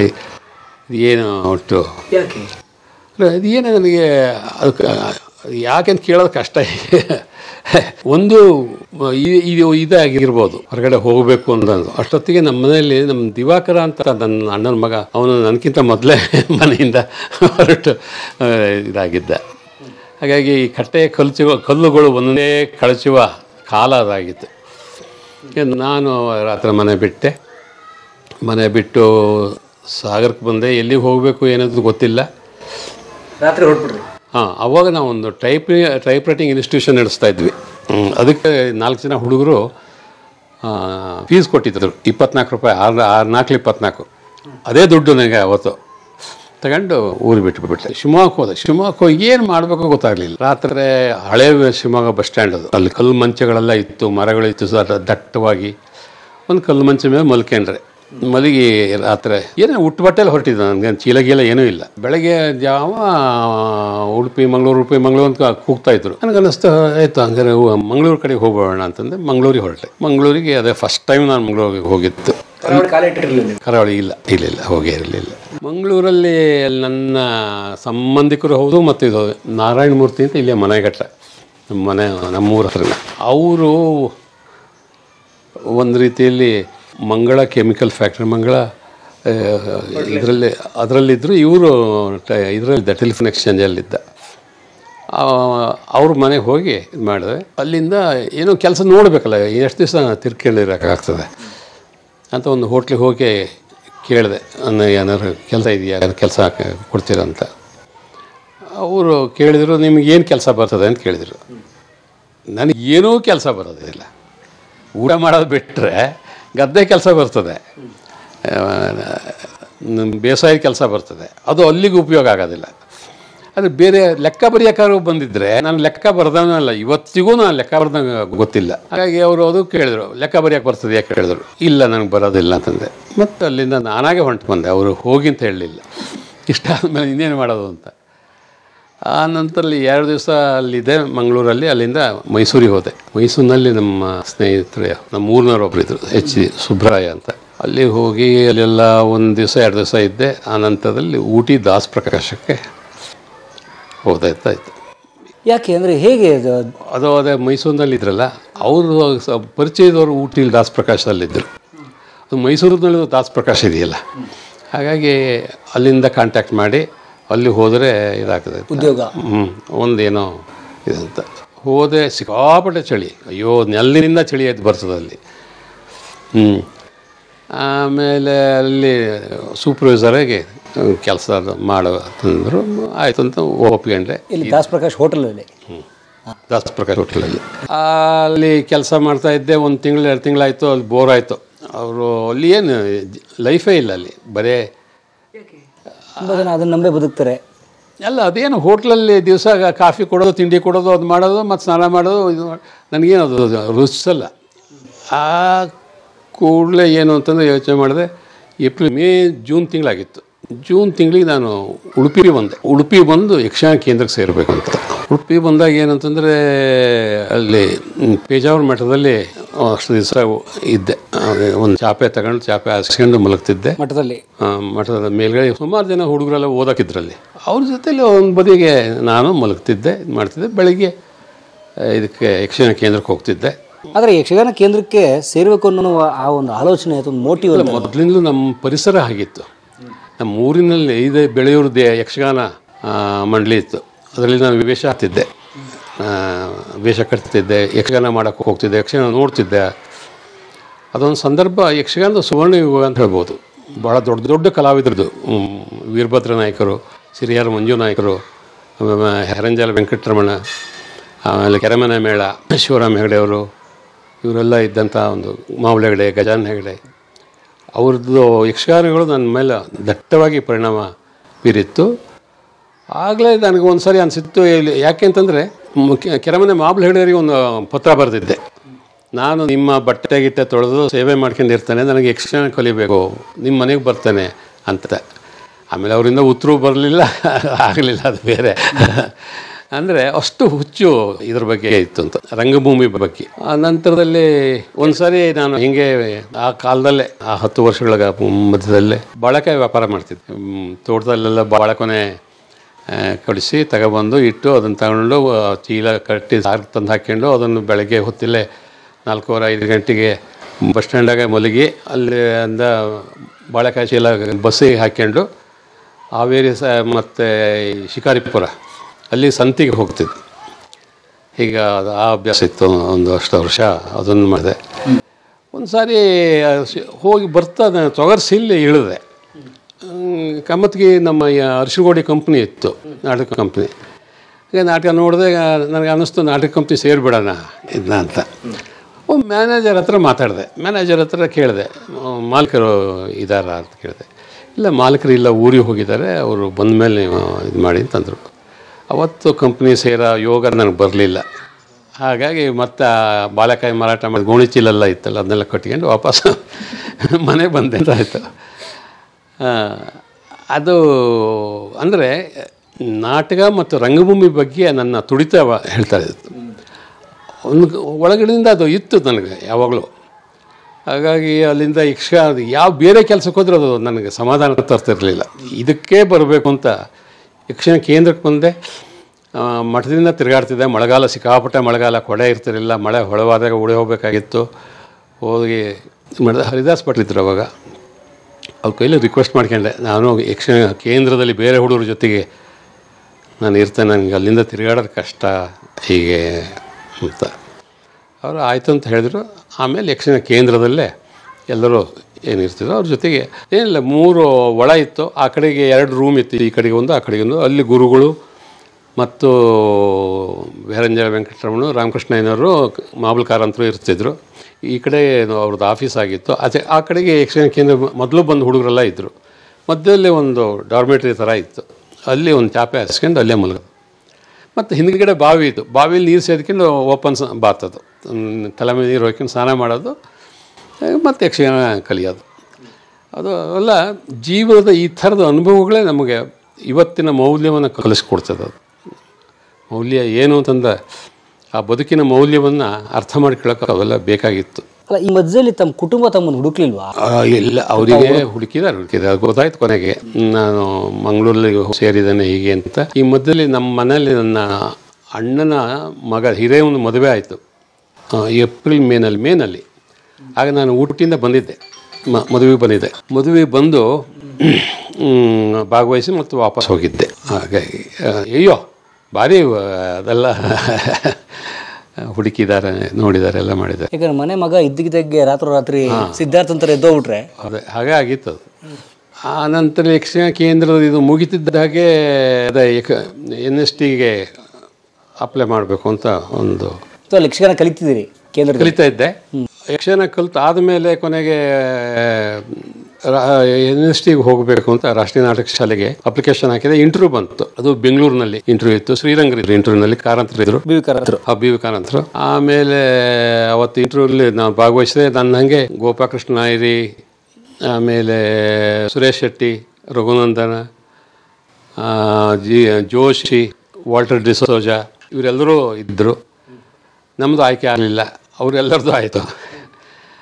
ಹಾಗಾಗಿ ಮತ್ತೆ ನಾನು 1 ವರ್ಷ ಕಳಿಬೇಕಲ್ಲ, 3 ವರ್ಷ ಅಪ್ಲೈ ಮಾಡಬೇಕಾದ್ರೆ ಹೇಗೆ ಅಂತ ಯೋಚನೆ ಮಾಡಿದೆ. ಈಗ ನನ್ನ ಸ್ನೇಹಿತರೊಬ್ಬರು ಹೇಳಿದ್ರು, ಕೇಟ್ರಿಂಗ್ ಕೋರ್ಸ್ ಮಾಡೋದು ನೀನು, ಸ್ಪಾನ್ಸರ್ ಮಾಡ್ತಾರೆ ಈ ಹೋಟ್ಲನ್ನವರು ಹೀಗೆ ಅಂತಂದರು. SJPಯಲ್ಲಿ, ಅದು ಜಯಚಾಮರಾಜೇಂದ್ರ ಪಾಲಿಟೆಕ್ಸ್ ಇದೆ, ಅಲ್ಲಿ ಕೇಟ್ರಿಂಗ್ ಕೋರ್ಸಿಗೆ ನಾನು ಸೇರಿದೆ. ನನ್ನ subject restaurant and counter service. ಹೋಟ್ಲನ್ನವರು ಅಲ್ಲಿ ಒಂದು ವಸತಿ ಒಂದು ರೂಮಲ್ಲಿ ಜಾಗ ಮಾಡಿಕೊಟ್ಟಿದ್ದರು, ಅಲ್ಲೇ ಮಲಗ್ತಿದ್ದೆ. ಹಾಗೆ ಬೆಳಗ್ಗೆ ಮತ್ತು ಸಂಜೆ ಹೋಟ್ಲಿನ ಕೆಲಸಗಳು ನೋಡ್ಕೋಬೇಕಾಗಿತ್ತು. ಮತ್ತು 10 ಗಂಟೆಗೆ ನಾವು ಇದಕ್ಕೆ ಹೋದರೆ ಸಂಜೆಗೆ ಬರೋದು. ಹಾಂ, ಹಾಗೆ ಅದು ಒಂದು ವರ್ಷ ಮುಗೀತಿದ್ದಾಗೆ ಮತ್ತೆ NST ಇಂಟರ್ವ್ಯೂ ಬಂತು. ಮತ್ತು ಎರಡನೇ ಸರಿ ಮತ್ತೆ ಇಂಟರ್ವ್ಯೂಗೆ ಕಾಲ್ಫಾರ್ ಬಂತು. ಕಾಲ್ಫಾರ್ ಮಾಡಿದ್ರು, ನನ್ನ ಕರೆದ್ರು ನನ್ನ. ನಾನು ನೈರಿಯೆಲ್ಲ ಮತ್ತೆ ವಾಪಸ್ಸು ಹೋಗಿದ್ವಿ. ಆ ವರ್ಷ ಚೆನ್ನೈನಲ್ಲಿತ್ತು ಇಂಟರ್ವ್ಯೂ. ಚೆನ್ನೈನಲ್ಲಿ ಇಂಟರ್ವ್ಯೂ ಮುಗಿಸಿ ನಾವು ಬಂದ್ವಿ. ಅಷ್ಟರ ಮೇಲೆ ಆಯ್ಕೆ ಆಗಿತ್ತು ನಮ್ಮದು. ಸುಮಾರು 79ರಲ್ಲಿ ಮನೆ ಬಿಟ್ಟಿದ್ದು 77ರಲ್ಲಿ, 78, 79ರಲ್ಲಿ ನಾನು NST ಹೋದೆ. ಪಾಪದ ಕಾಲವಾಗಿಯೂ ಕಾಣಿಸಿಬಿಡಬಹುದು. ಯಾರಿಗೆ ಗೊತ್ತು ಕರ್ನಲ್, ಅದರ ಬದಲು ಇಲ್ಲಿವರೆಗೂ ಇಂಥ ಸುವರ್ಣ ಕಾಲ ಇರಲಿಲ್ಲ, ಮುಂದೆ ಬರಲ್ಲ ಅಂತ ಕೃತಜ್ಞತೆಯಿಂದ ಸ್ಮರಿಸಲೂಬಹುದಲ್ಲ. Catering course restaurant and counter service ಇರೋದು. ಅದಕ್ಕಾಗಿ ನಾವು ಬೇರೆ ಬೇರೆ ಹೋಟೆಲಲ್ಲಿ ಸರ್ವಿಸಿಗೆ ಹೋಗಬೇಕಾಗ್ತಿತ್ತು. Practical training. ಅದು ಅಶೋಕ ಹೋಟೆಲ್ಲು, ವೆಸ್ಟರ್ನ್ ಹೋಟ್ಲು ಹೀಗೆ ಅಂತ. ಮೊದಲನೇ ಸಾರಿ ನಾನು ಅವತ್ತು ಅಶೋಕ ಹೋಟ್ಲಿಗೆ ಹೋಗಿದ್ದೆ. ಸರ್ವಿಸ್ ಮಾಡೋಕ್ಕೆ ಒಂದು ಬೌಲಲ್ಲಿ ಏನೋ ಕೊಟ್ಟರು, ತಗೊಂಡೋಗಿ ಹೀಗೆ ಅದು ಪಾರ್ಟಿ ನಡೀತಾ ಇತ್ತು. ಪಾರ್ಟಿನ ಸರ್ವಿಸ್ ಮಾಡಬೇಕಾಗಿತ್ತು. ಹೋದೆ ತಗೊಂಡು ನಾನು. ನನಗೇನು ಗೊತ್ತಿಲ್ಲ ಅದು ಏನು ಅಂತ. ಹೋಗಿ ಇದು ಮಾಡಿದೆ. ಅದು ಚಿಕನ್ ಅಂತ ಕೊನೆಗೆ ಅದು ಲೆಗ್ ಪೀಸ್ ಅಂತ ಹೇಳಿದರು. ನನಗೆ ಲೆಗ್ ಪೀಸ್ ಅಂದರೆ ಏನು ಅಂತ ಗೊತ್ತಿಲ್ಲ. ಹೀಗೆ ನನಗೆ ಗೊತ್ತಿಲ್ಲ ಏನು ಕೇಳಿದ್ರೆ ಅವ್ರಿಗೆ ಗೊತ್ತಾಗಲಿಲ್ಲ. ಕೊನೆಗೆ ನನ್ನ ಸ್ಪೂನು ಮತ್ತು ಫೋರ್ಕು ತಗೊಂಡು ಅವರು ಆ ಲೆಗ್ ಪೀಸ್ ಎತ್ತಿ ತೋರಿಸಿದ್ರು, ಇದು ಲೆಗ್ ಪೀಸು ಅಂತ ಅವ್ರು ಹಾಕ್ಕೊಂಡ್ರು. ಕಸ್ಟಮರ್ ಹಾಕ್ಕೊಂಡ್ರು. ಹಾಕಿ ಇದು ಮಾಡಿದ್ರೆ ಅವತ್ತು ಗೊತ್ತಾಯ್ತದೆ ನನಗೆ, ಓಹೋ ಇದು ನಾನ್ ವೆಜ್ಜು, ಇದರಲ್ಲಿ ಕೋಳಿ ಕಾಲು ಅವರು ಹೇಳಿದ್ದು ಅಂತ. ಅಂದರೆ ವಿಚಿತ್ರ ಅಂತಂದರೆ, ನಾನೊಬ್ಬ ಬ್ರಾಹ್ಮಣನಾಗಿ ನನ್ನ ಎದೆ ಮೇಲೆ ಜನಿವಾರ ಇದ್ದಿದ್ದು ಮತ್ತು ನಾನು ನಾನ್ ವೆಜ್ ಸರ್ವಿಸ್ ಮಾಡ್ತಾಯಿದ್ದೆ. ಅಲ್ಲಿವರೆಗೆ ನಾನ್ ವೆಜ್ಜೇ ನೋಡಿರಲಿಲ್ಲ. ಅದೇ ಫಸ್ಟ್ ಟೈಮ್ ನಾನ್ ವೆಜ್ ಇದು ಮಾಡ್ತಿರೋದು. ಅದೊಂದು ರೀತಿಯ ಅಬ್ಸರ್ವೇಟಿ ನನ್ನ ಬ್ರಾಹ್ಮಣಿಕೆಗೂ ಮತ್ತು ಇದಕ್ಕೂ. ಅದೇ ಅಂತ ಅನ್ನಿಸ್ತು ನನಗೆ. ಆವಾಗ ಈ ಜನಿವಾರಕ್ಕೆ ಏನೂ ಅರ್ಥ ಇಲ್ಲ, ಅದು ನನ್ನ ಎದೆ ಮೇಲೆ ಇದೆ ಅಂತ ನನಗೆ ಆವಾಗ ಗೊತ್ತಾಯ್ತು ಅಷ್ಟೇ ಸರಿ. ಅದು ಎದೆ ಮೇಲೆ ಇದೆ ಅಷ್ಟೇ ಸರಿ, ಅದಕ್ಕೂ ನನಗೇನು ಸಂಬಂಧ ಇಲ್ಲ ಅಂತ. ಅಲ್ಲಿಂದ ಕೇಟ್ರಿಂಗ್ ಕೋರ್ಸ್ನಲ್ಲಿ ಅದೊಂದು ನಂಗೆ ಮಾನವೀಯ ಘಟನೆ. ಹಾಗೇ ಅಂದರೆ ಬದುಕೇ ಬೇರೆ, ಅದು ಬೇರೆ ಬೇರೆ ಥರದ್ದು. ಅಂದರೆ ಈ ಥರದ ಘಟನೆಗಳು ನಮ್ಮ ಸಂವೇದನೆಯನ್ನು ಬದಲು ಮಾಡ್ತದೆ ಅಂತ. ನಮ್ಮ ಪಾರಂಪರಿಕ ಒಂದು ಸಂವೇದನೆ ಏನಿರ್ತದೆಯೋ ಆ ಸಂವೇದನೆ ಒಡೆಯೋದಕ್ಕಾಗಿ ನನಗೆ ಈ ಥರದ ಒಂದು ಸಂಸ್ಕಾರ ಆಗಬೇಕಾಗಿತ್ತು. ಅದಿಲ್ಲದೆ ಹೋಗಿದ್ದರೆ ನನಗೆ ಗೊತ್ತಾಗ್ತಿರಲಿಲ್ಲ ಇದು ಹೀಗೆ ಅಂತ. ಭಾಳ ಒಳ್ಳೆಯ ಒಂದು ಇದು ಘಟನೆ ಅದು. ಎರಡನೇದು, ನಾನು ಹೋಟ್ಲಲ್ಲಿ ಸರ್ವೀಸು ಮಾಡಬೇಕಾಗ್ತದೆ. ಬೆಳಗ್ಗೆ ಪೀಕ್ ಅವರ್ಸ್ನಲ್ಲಿ ಬರೀ ಸಪ್ಲೈ ಸಾಕಾಗ್ತಿರಲಿಲ್ಲ, ನಾವು ಸರ್ವಿಸ್ ಮಾಡಬೇಕಾಗ್ತಿತ್ತು. ಅದು ಆ ಸಂದರ್ಭದಲ್ಲಿ ಕ್ಲೋಸ್ ರಿಲೇಟಿವ್ಸ್ ಒಂದು ಟೇಬಲಿಗೆ ಬಂದರು, ಅದೇ ಟೇಬಲಿಗೆ ನಾನು ಸರ್ವಿಸ್ ಮಾಡ್ತಾಯಿದ್ದೆ. ಅವರಿಗೆ ಅದೇ ಈಗ ಅದು ಹೋಟ್ಲ್ ಸಪ್ಲೈ ಮಾಡೋದು ಅಂತಂದರೆ ನಾನು ಮಾಡಿದೆ, ಇದೆಲ್ಲ ಆಯಿತು. ಆದರೆ ಎಲ್ಲೋ ಒಂದು ಕಡೆಗೆ ಮನೇಲಿ ಎಲ್ಲ ಅನುಕೂಲ ಇದೆ, ತೋಟ ಮನೆ ಎಲ್ಲ ಬಿಟ್ಟು ಇಲ್ಲಿ ಬಂದು ಎಂತ ಹೋಟ್ಲಲ್ಲಿ ಸರ್ವಿಸ್ ಮಾಡ್ತಾನೆ ಅನ್ನೋದು ಇತ್ತು. ಜಮೀನ್ದಾರ್ ಮಗ ಹೀಗೆ ಅಂತ. ಅದು ನನಗೆ ಆ ಜಮೀನ್ದಾರಿಕೆಯನ್ನು ಬಿಡಿಸ್ಕೊಳ್ಳೋದು ಒಂದು ಪ್ರಯತ್ನವಾಗಿತ್ತಲ್ಲ. ಹಾಗಾಗಿ ಈ ಥರದ ಘಟನೆಗಳು ಇವೆಲ್ಲ ನನ್ನನ್ನು ಒಂದು ಬ್ರಾಹ್ಮಣ್ಯದಿಂದ ಮತ್ತೊಂದು ಜಮೀನ್ದಾರಿಕೆಯ ಒಂದು ಅಹಮ್ಮೆಯಿಂದ ಬಿಡಿಸ್ಕೊಳ್ಳುವ ಸಾಧನ ಆಗಿತ್ತು ಅಂತ ನನಗೆ ಅನಿಸ್ತದೆ. ಆ ಥರದ ಘಟನೆಗಳು ಆಗದೆ ಹೋಗಿದ್ದರೆ ನಾನು ಒಂದು ರೀತಿ ಆ ಹಮ್ಮಿನಲ್ಲೇ ಇರ್ತಿದ್ದೆ ಅಂತ. ಅದು ಅರ್ಥ ಆಗಬೇಕು ಅಂತಂದರೆ ಅದನ್ನು ಬಿಡಿಸ್ಕೊಂಡು ಹೊರಗಡೆಯಿಂದ ನಿಂತು ನೋಡಿದಾಗ ಅದು ನಮ್ಗೆ ಹೆಚ್ಚು ಅರ್ಥ ಆಗ್ತದೆ. ಅದು ನೆಕ್ಸ್ಟ್ ಇಯರ್ ದೊಡ್ಡರಿ ಡಾಕ್ಟರ್ D.V. ರಾವ್ ಅಂತ ಅವ್ರ ಫ್ಯಾಮಿಲಿ ಬಂದಿದ್ದರು. ಆಮೇಲೆ ಅವರಿಗೆ ಅವ್ರ ಜೊತೆಗೆ ಹೋಯ್ತು ಮಾತಾಡ್ತಾ ಇದ್ದಾಗ ಅವ್ರು ಹೇಳಿದ್ರು, ಏನೇ ಕೆಲಸ ಆದರೂ ಪರವಾಗಿಲ್ಲ, ಪ್ರಾಮಾಣಿಕವಾಗಿ ಕೆಲಸ ಮಾಡೋ, ಅದು ಏನು ತಪ್ಪಲ್ಲ, ಯಾವ ಕೆಲಸ ಮಾಡೋದು ತಪ್ಪಲ್ಲ ಅಂತ. ಆದರೆ ಕಳ್ತನ ಸುಳ್ತನ ಇವೆಲ್ಲ ಇದು ತಪ್ಪಾಗ್ತದೆ, ಪ್ರಾಮಾಣಿಕವಾಗಿ ಏನೋ ಕೆಲಸ ಮಾಡಿದರೂ ಕೂಡ ಅದು ಅಲ್ಲ ಅಂತ. ಹಾಗಾಗಿ ನನಗೆ ಒಂದು ರೀತಿಯಲ್ಲಿ ಅವೆಲ್ಲ ಒಂದು ಪಾಠಗಳು, ಬದುಕಿನ ಪಾಠಗಳು. ಅದು ಯಾವ ಪುಸ್ತಕದಲ್ಲೂ ಸಿಗೋದಿಲ್ಲ, ಯಾವ ಮೇಷ್ಟ್ರು ಕಲ್ಸೋಕ್ಕಾಗೋದಿಲ್ಲ. ಬದುಕೇ ನಮಗೆ ಅದನ್ನು ಕಲಿಸ್ಬೇಕಾಗ್ತದೆ. ಹಾಗೆ 77ರಲ್ಲಿ NSTಗೆ ಆಯ್ಕೆ ಆಯಿತು. 79ರಲ್ಲಿ ಅವರೇನೋ ಆಯ್ಕೆ ಮಾಡಿದೆ. ನನಗೆ ಹೋಗೋಕ್ಕೆ ದುಡ್ಡು ಬೇಕಲ್ಲ, ಡೆಲ್ಲಿಗೆ ಹೋಗೋದಂತ ಆ ಕಾಲದಲ್ಲಿ 79ರಲ್ಲಿ ಯಾರ್ಯಾರು ಸ್ನೇಹಿತರನ್ನೆಲ್ಲ ಕೇಳಿ ಮಾಡಿ ನನ್ನ ರಿಲೇಟಿವ್ಸು ಅವರೆಲ್ಲ ಸೇರಿಸಿ ಒಂದು ಸ್ವಲ್ಪ ಡೆಲ್ಲಿಗೆ ಹೋಗೋಕ್ಕೆ ದುಡ್ಡು ಮಾಡಿಕೊಟ್ರು. ಅಲ್ಲ, ಇಲ್ಲಿ ಉದ್ಯೋಗ ಎಲ್ಲ ಮಾಡಿ ಉಳಿಸ್ಬಿಡ್ತಾ ಇಲ್ಲ. ಎಷ್ಟೆಲ್ಲ 75 ರೂಪಾಯಿ ಸಂಬಳ ಬರ್ತಿತ್ತು. ಅದು ಮೊದಲನೇ ಸಂಬಳ. ಒಂದು ದಿವಸ ಅದು ಬಸ್ಸಲ್ಲಿ ಹೋಗ್ಬೇಕಾದ್ರೆ ಪಿಕ್ ಪ್ಯಾಕೆಟ್ ಆಗಿಬಿಡ್ತು. ಅದೇ ಇಲ್ಲ, ಅದೇ ಮೊದಲನೇ ದಿವಸ ಸಂಬಳ ತಗೊಂಡು ಖುಷಿಯಿಂದ ಮನೆಗೆ ಅಲ್ಲಿ ನಮ್ಮ ಸುರೇಂದ್ರ ಮನೇಲಿ ಇರ್ತಿದ್ದೆ. ನಮ್ಮ ಟಿ ಸುರೇಂದ್ರ ಇಲ್ಲ, ನಮ್ಮ ಸಮುದಾಯ ವಿಮಲಾ ಮತ್ತು ದಂಪತಿಗಳು ಅವ್ರ ಮನೆ ತ್ಯಾಗರಾಜ ನಗರದ ಕೊನೆ ಇದರ ರಸ್ತೆಯಲ್ಲಿತ್ತು. ಅಲ್ಲಿ ನಾನು ಉಳಿತಿದ್ದೆ. ರಜದಲ್ಲಿ ಭಾನುವಾರ ಶನಿವಾರ ಎಲ್ಲ ರಜೆ ಇದ್ದಾಗ ಅಲ್ಲಿಗೆ ಹೋಗ್ತಿದ್ದೆ. ಅವತ್ತು ಸಂಬಳ ಕೊಟ್ಟರು ಮೊದಲನೇ ತಿಂಗಳಿಂದ 75 ರೂಪಾಯಿ ತಗೊಂಡು ಜೇಬಿಗೆ ಹಾಕ್ಕೊಂಡು ಹೋದಾಗ ಬಸ್ಸಲ್ಲಿ ನೂಕುಲಿತ್ತ ಹತ್ತಿ ಹೋದೆ. ಯಾರೋ ಹಾರಿಸ್ಬಿಟ್ಟಿದ್ದಾರೆ, ದುಡ್ಡೇ ಇಲ್ಲ.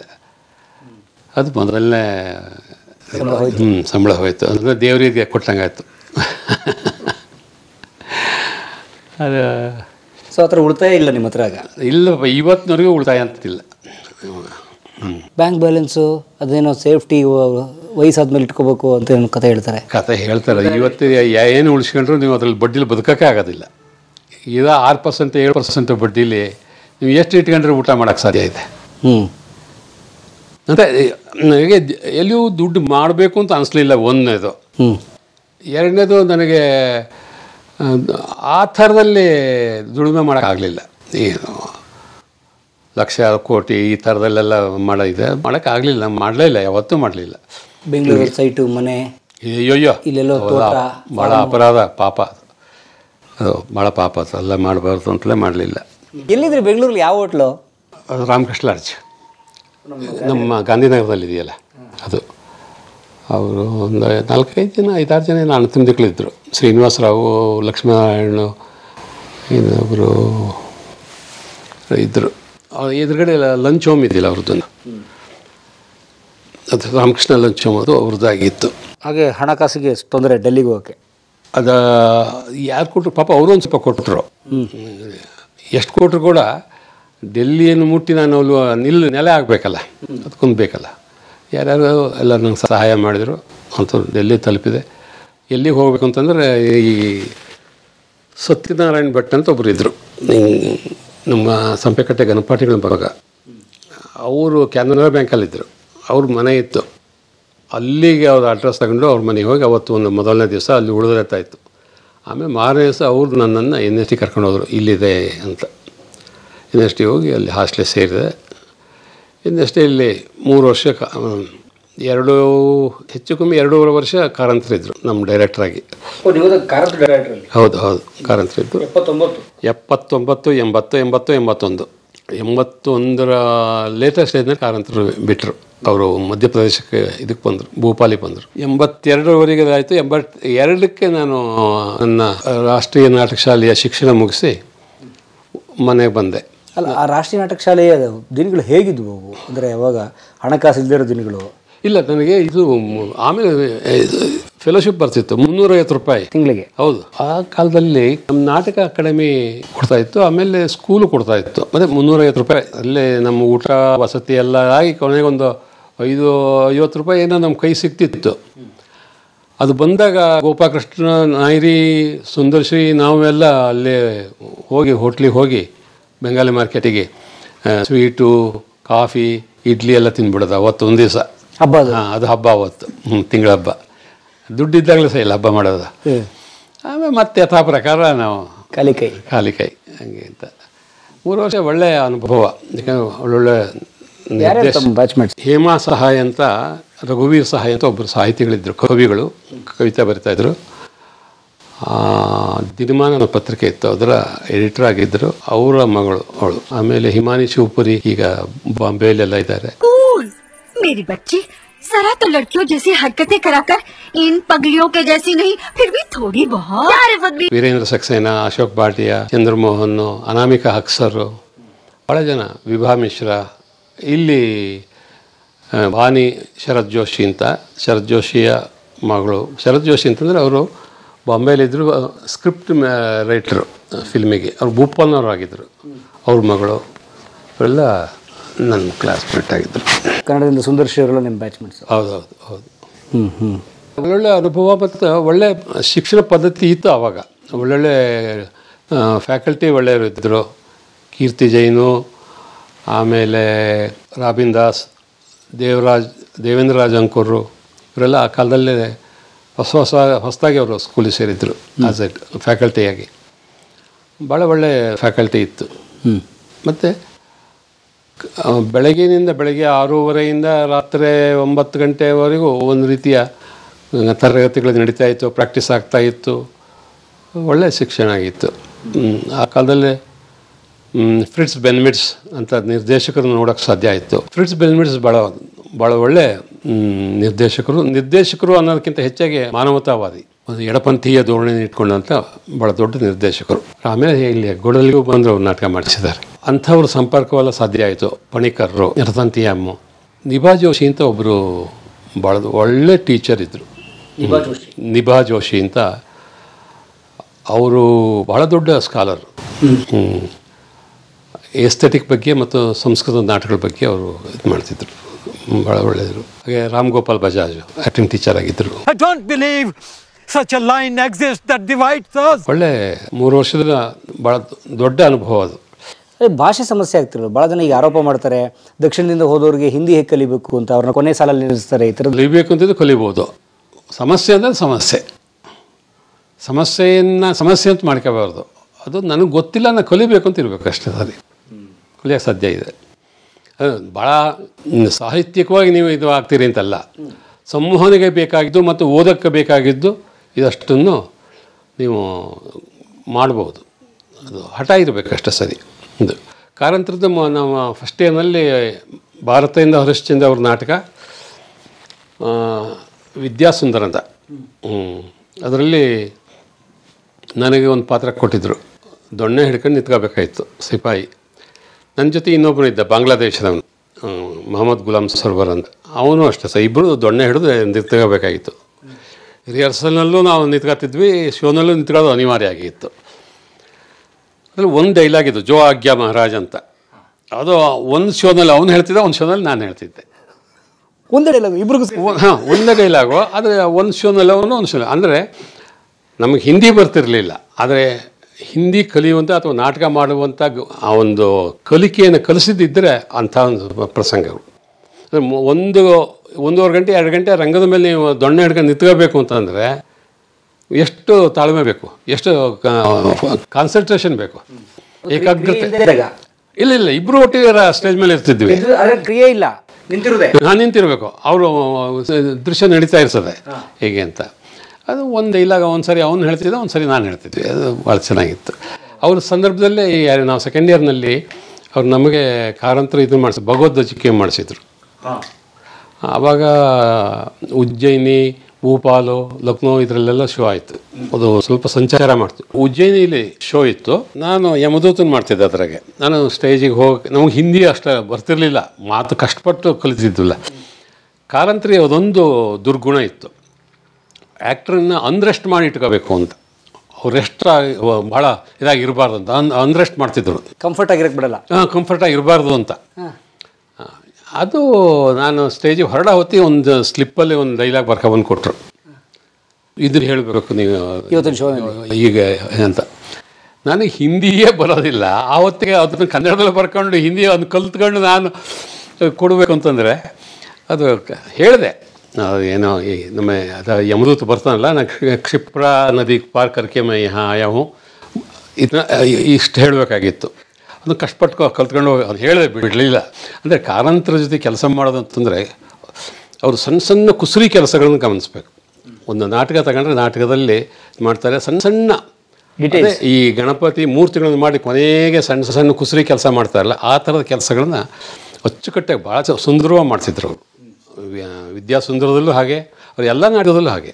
ಅದೇ ಅವರ ದೊಡ್ಡ ಗುಣ. ನಿಮ್ಮ ಗುರುಗಳವ್ರು 2.5 ವರ್ಷ ಅಲ್ಲಿ ಆಗಿದ್ರು. ಅಷ್ಟರ ಮೇಲೆ ಗುರುಗಳೇ ಅವರು, ಇರೋವರೆಗೂ ಅವ್ರು ಗುರುಗಳೇ ಆಗಿದ್ರು. ಈಗಲೂ ಗುರುವೇ ನಾನು ಹೇಳೋದು.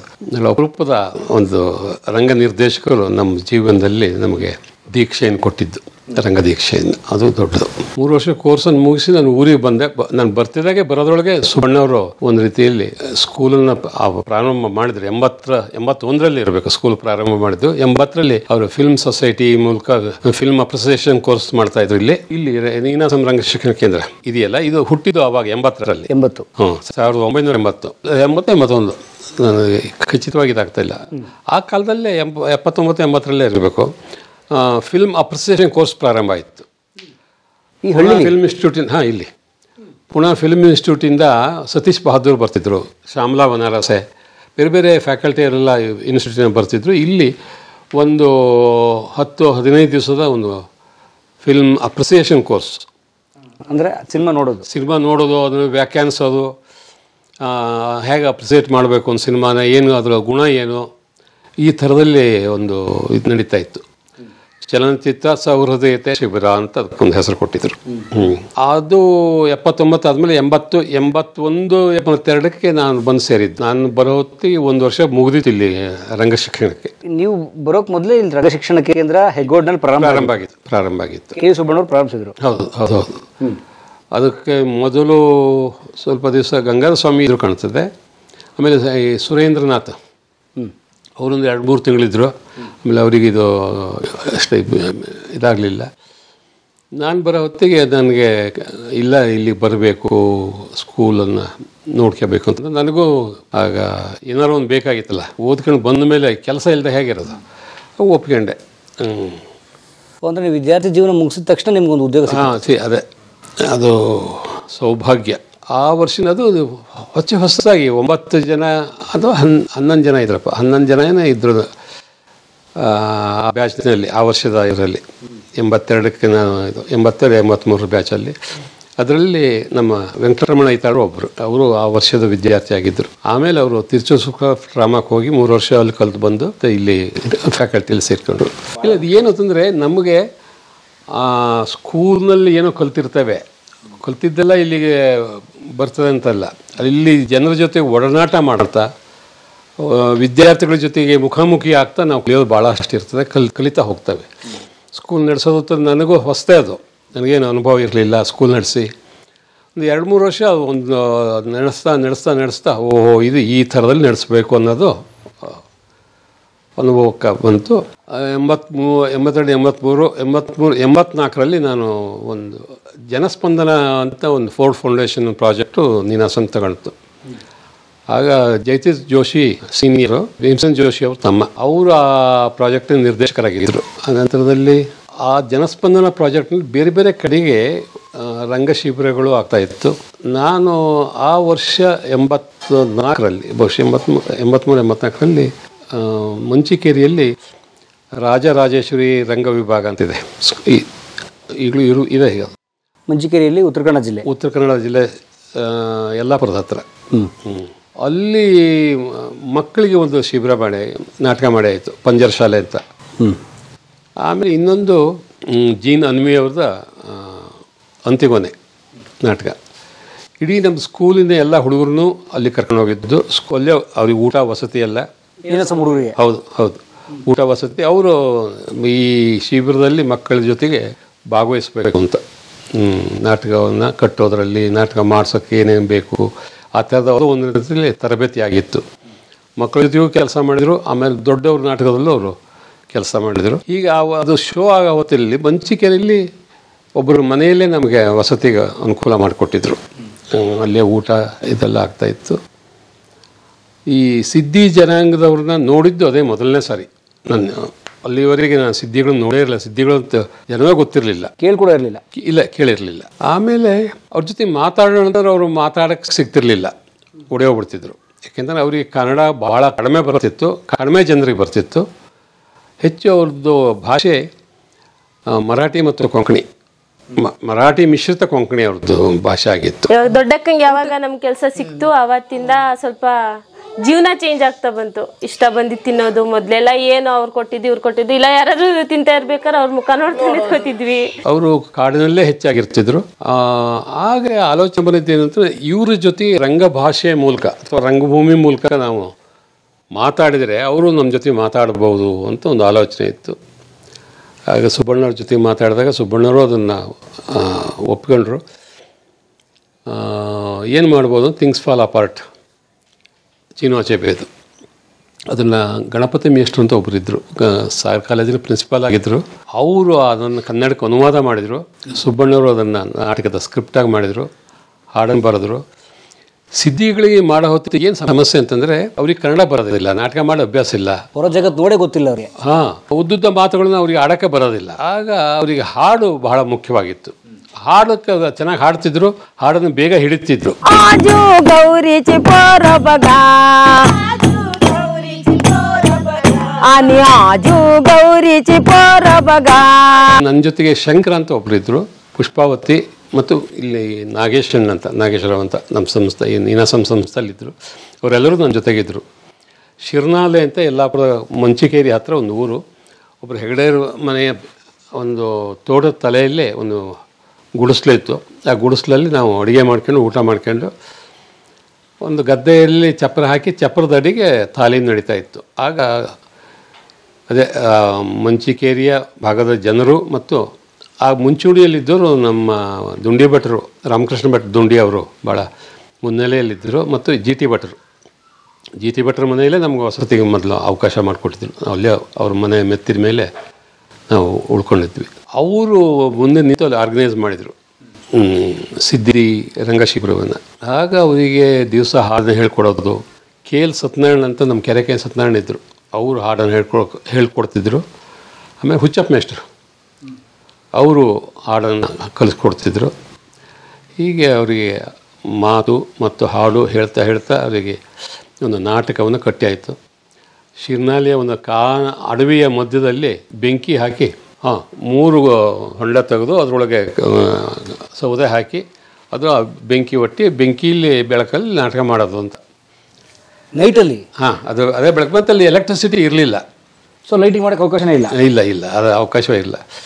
ಅದರಲ್ಲಿ ತುಂಬ ಜನಕ್ಕೆ ಇಷ್ಟ ಆಯಿತು, ಅವರು ಚೆನ್ನಾಗಿ ಮಾಡಿದರು.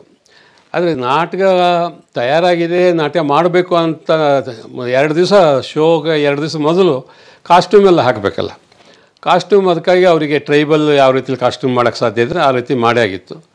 ಆದರೆ ಇವರು ಕಲಾವಿದರು ಸಿದ್ಧಿಗಳು ನಾವಿಲ್ಲ ಅದನ್ನ ಹಾಕೋದಿಲ್ಲ, ನಮ್ಗೆ ಬೇಡದು, ನಾವು ಹಾಕೋದಿಲ್ಲ, ನಾವು ದಿವಸ ಹಾಕೋದು ಅಂಥದ್ದು ಸರಿ ಇಲ್ಲ, ಇವತ್ತಂತ ಅದನ್ನ ಹಾಕಬೇಕು ನಾಟಕಕ್ಕೂ ಅಂತವರು ಇಲ್ಲೇ ಇಲ್ಲ, ನಾವೊಂದು ಹಾಕೋದೇ ಇಲ್ಲ ಅಂತ. ಅವರಿಗೆ ನಾಟಕದ ಕಲ್ಪನೆ ಅಂದರೆ ಜರಿ ಅಂಗಿಗಳನ್ನು ಹಾಕಬೇಕು. ಅವರು ದಿನನಿತ್ಯದಲ್ಲಿ ಏನನ್ನು ಬಳಸೋದಿಲ್ವೋ ಅದಕ್ಕೆ ವಿರುದ್ಧವಾದ ಯಾವುದೋ ಒಂದು ಬಟ್ಟೆಗಳನ್ನು ಹಾಕೋದ್ರ ಮೂಲಕ ನಾನು ನಾಟಕ ಮಾಡಬೇಕು ಅಂತ ಒಂದು ಕಲ್ಪನೆ ಇತ್ತು. ಕೂತ್ಕೊಂಡು ಅವರಿಗೆಲ್ಲವನ್ನೂ ತಿಳಿಸಿ ಹೇಳಿ ಆಮೇಲೆ ಅವ್ರನ್ನ ಒಪ್ಪಿಸಿ ಅವರು ಅದನ್ನು ಹಾಕಿದರು. ಅಷ್ಟರ ಮೇಲೆ ಎಷ್ಟೋ ಹೊರಗಡೆ ಪ್ರದರ್ಶನ ಮಾಡಿದರು, ಮಾಡ್ತಾ ಅದನ್ನೆಲ್ಲ ಹಾಕ್ತಿದ್ರು. ಅಂದರೆ ಆ ಘಟನೆ ಮತ್ತು ಆ ನಾಟಕ ಯಾಕೆ ನನಗೆ ಮುಖ್ಯ ಅಂತಂದರೆ, ಒಂದು ರಂಗ ಭಾಷೆಯ ಮೂಲಕ ಒಂದು ಸಮುದಾಯದ ಐಡೆಂಟಿಟಿ ಇದೆಯಲ್ಲ ಅದು ಗುರುತಿಸೋ ಹಂಗಾಯಿತು. ಅವರಿಗೆ ಒಂದು ರೀತಿಯಲ್ಲಿ ಸರ್ಕಾರ ಅವ್ರನ್ನ ಗುರುತಿಸಿ ಟ್ರೈಬಲ್ ಫೆಸಿಲಿಟೀಸ್ ಏನಿದೆಯೋ ಅದನ್ನು ಕೊಡೋಕ್ಕೆ ಒಪ್ಕೊಳ್ತು. ಒಂದು ಸರ್ಕಾರಿ ಆದೇಶ ಆಯಿತು. ಆಮೇಲೆ ಅವರು ಹೊರಗಡೆ ಜನರನ್ನೇ ನೋಡಿರಲಿಲ್ಲ, ಸರಿಯಾಗಿ ರೈಲು ನೋಡಿರಲಿಲ್ಲ. ಅವರೆಲ್ಲ ಸಾಗರಕ್ಕೆ ಬಂದರು, ಸಾಗರದಾಗ ಇಲ್ಲಿ ಹೊರಗಡೆ ರೈಲ್ವೆ ಸ್ಟೇಷನ್ ನೋಡಿ ಅವರಿಗೆ ರೈಲು ಇಷ್ಟು ಉದ್ದ ಇರ್ತದೆಯಲ್ಲ, ಹಿಂಗೆ ಹೋಗ್ತದೆ, ಇದೆಲ್ಲ ನೋಡಿ ಭಾಳ ಖುಷಿಯಾಗಿತ್ತು ಅವರಿಗೆ.